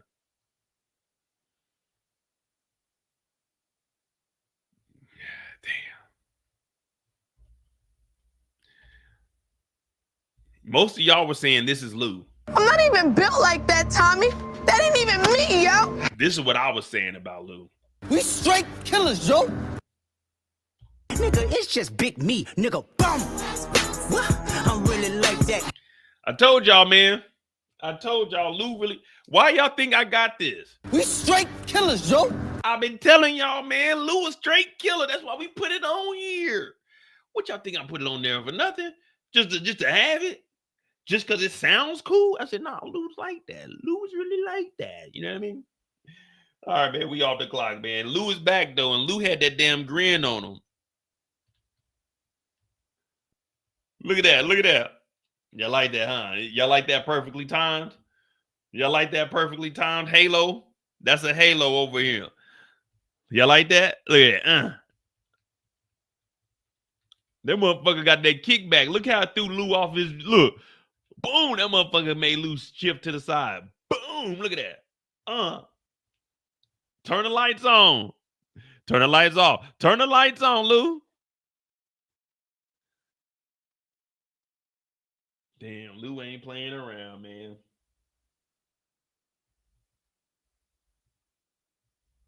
All right, man. We off the clock, man. We off the clock.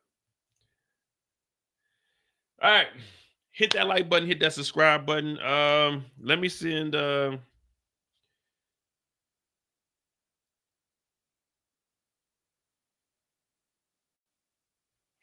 Yeah, so we got in about 45 minutes, we got OC getting on here. So we're gonna do an interview.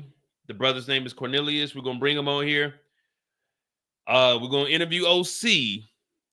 And we're gonna ask a couple of questions. I'm just, saying, we'll see if he'll answer a couple of you guys' questions, but we're just gonna talk to him like we normally do. We're gonna get a feel of the OC character, see if there's some shit that was going on. We definitely gotta find out, was he on that booger sugar or was it really hay fever? I don't know, but we're gonna figure out tonight. So let me get off of here, get prepared, send him the links and everything so I can communicate with him. Hit that like button, hit that subscribe button. I appreciate all of you guys. So at 7 p.m. Eastern, the interview will start. It's only going to be like 15, 20 minutes. Nothing too crazy. But we do got OC on here, RIP to the brother. Hit that like button, hit that subscribe button. Join the Discord, is pinned in the chat. Also, subscribe to my other channel, it's pinned in the chat. We're on the road to 1,000 subscribers over there. Subscribe to this channel if you haven't. If you want to support the channel, Cash App is pinned in the chat. But it's free to just hit the like button and subscribe. I appreciate all of it anyway. And remember, like Lulu told us, We straight killers, Joe. you can run, but you can't hide, man. Get that thing right, man. I'll see y'all in about 45 minutes. 45 minutes. Put your fives in the chat.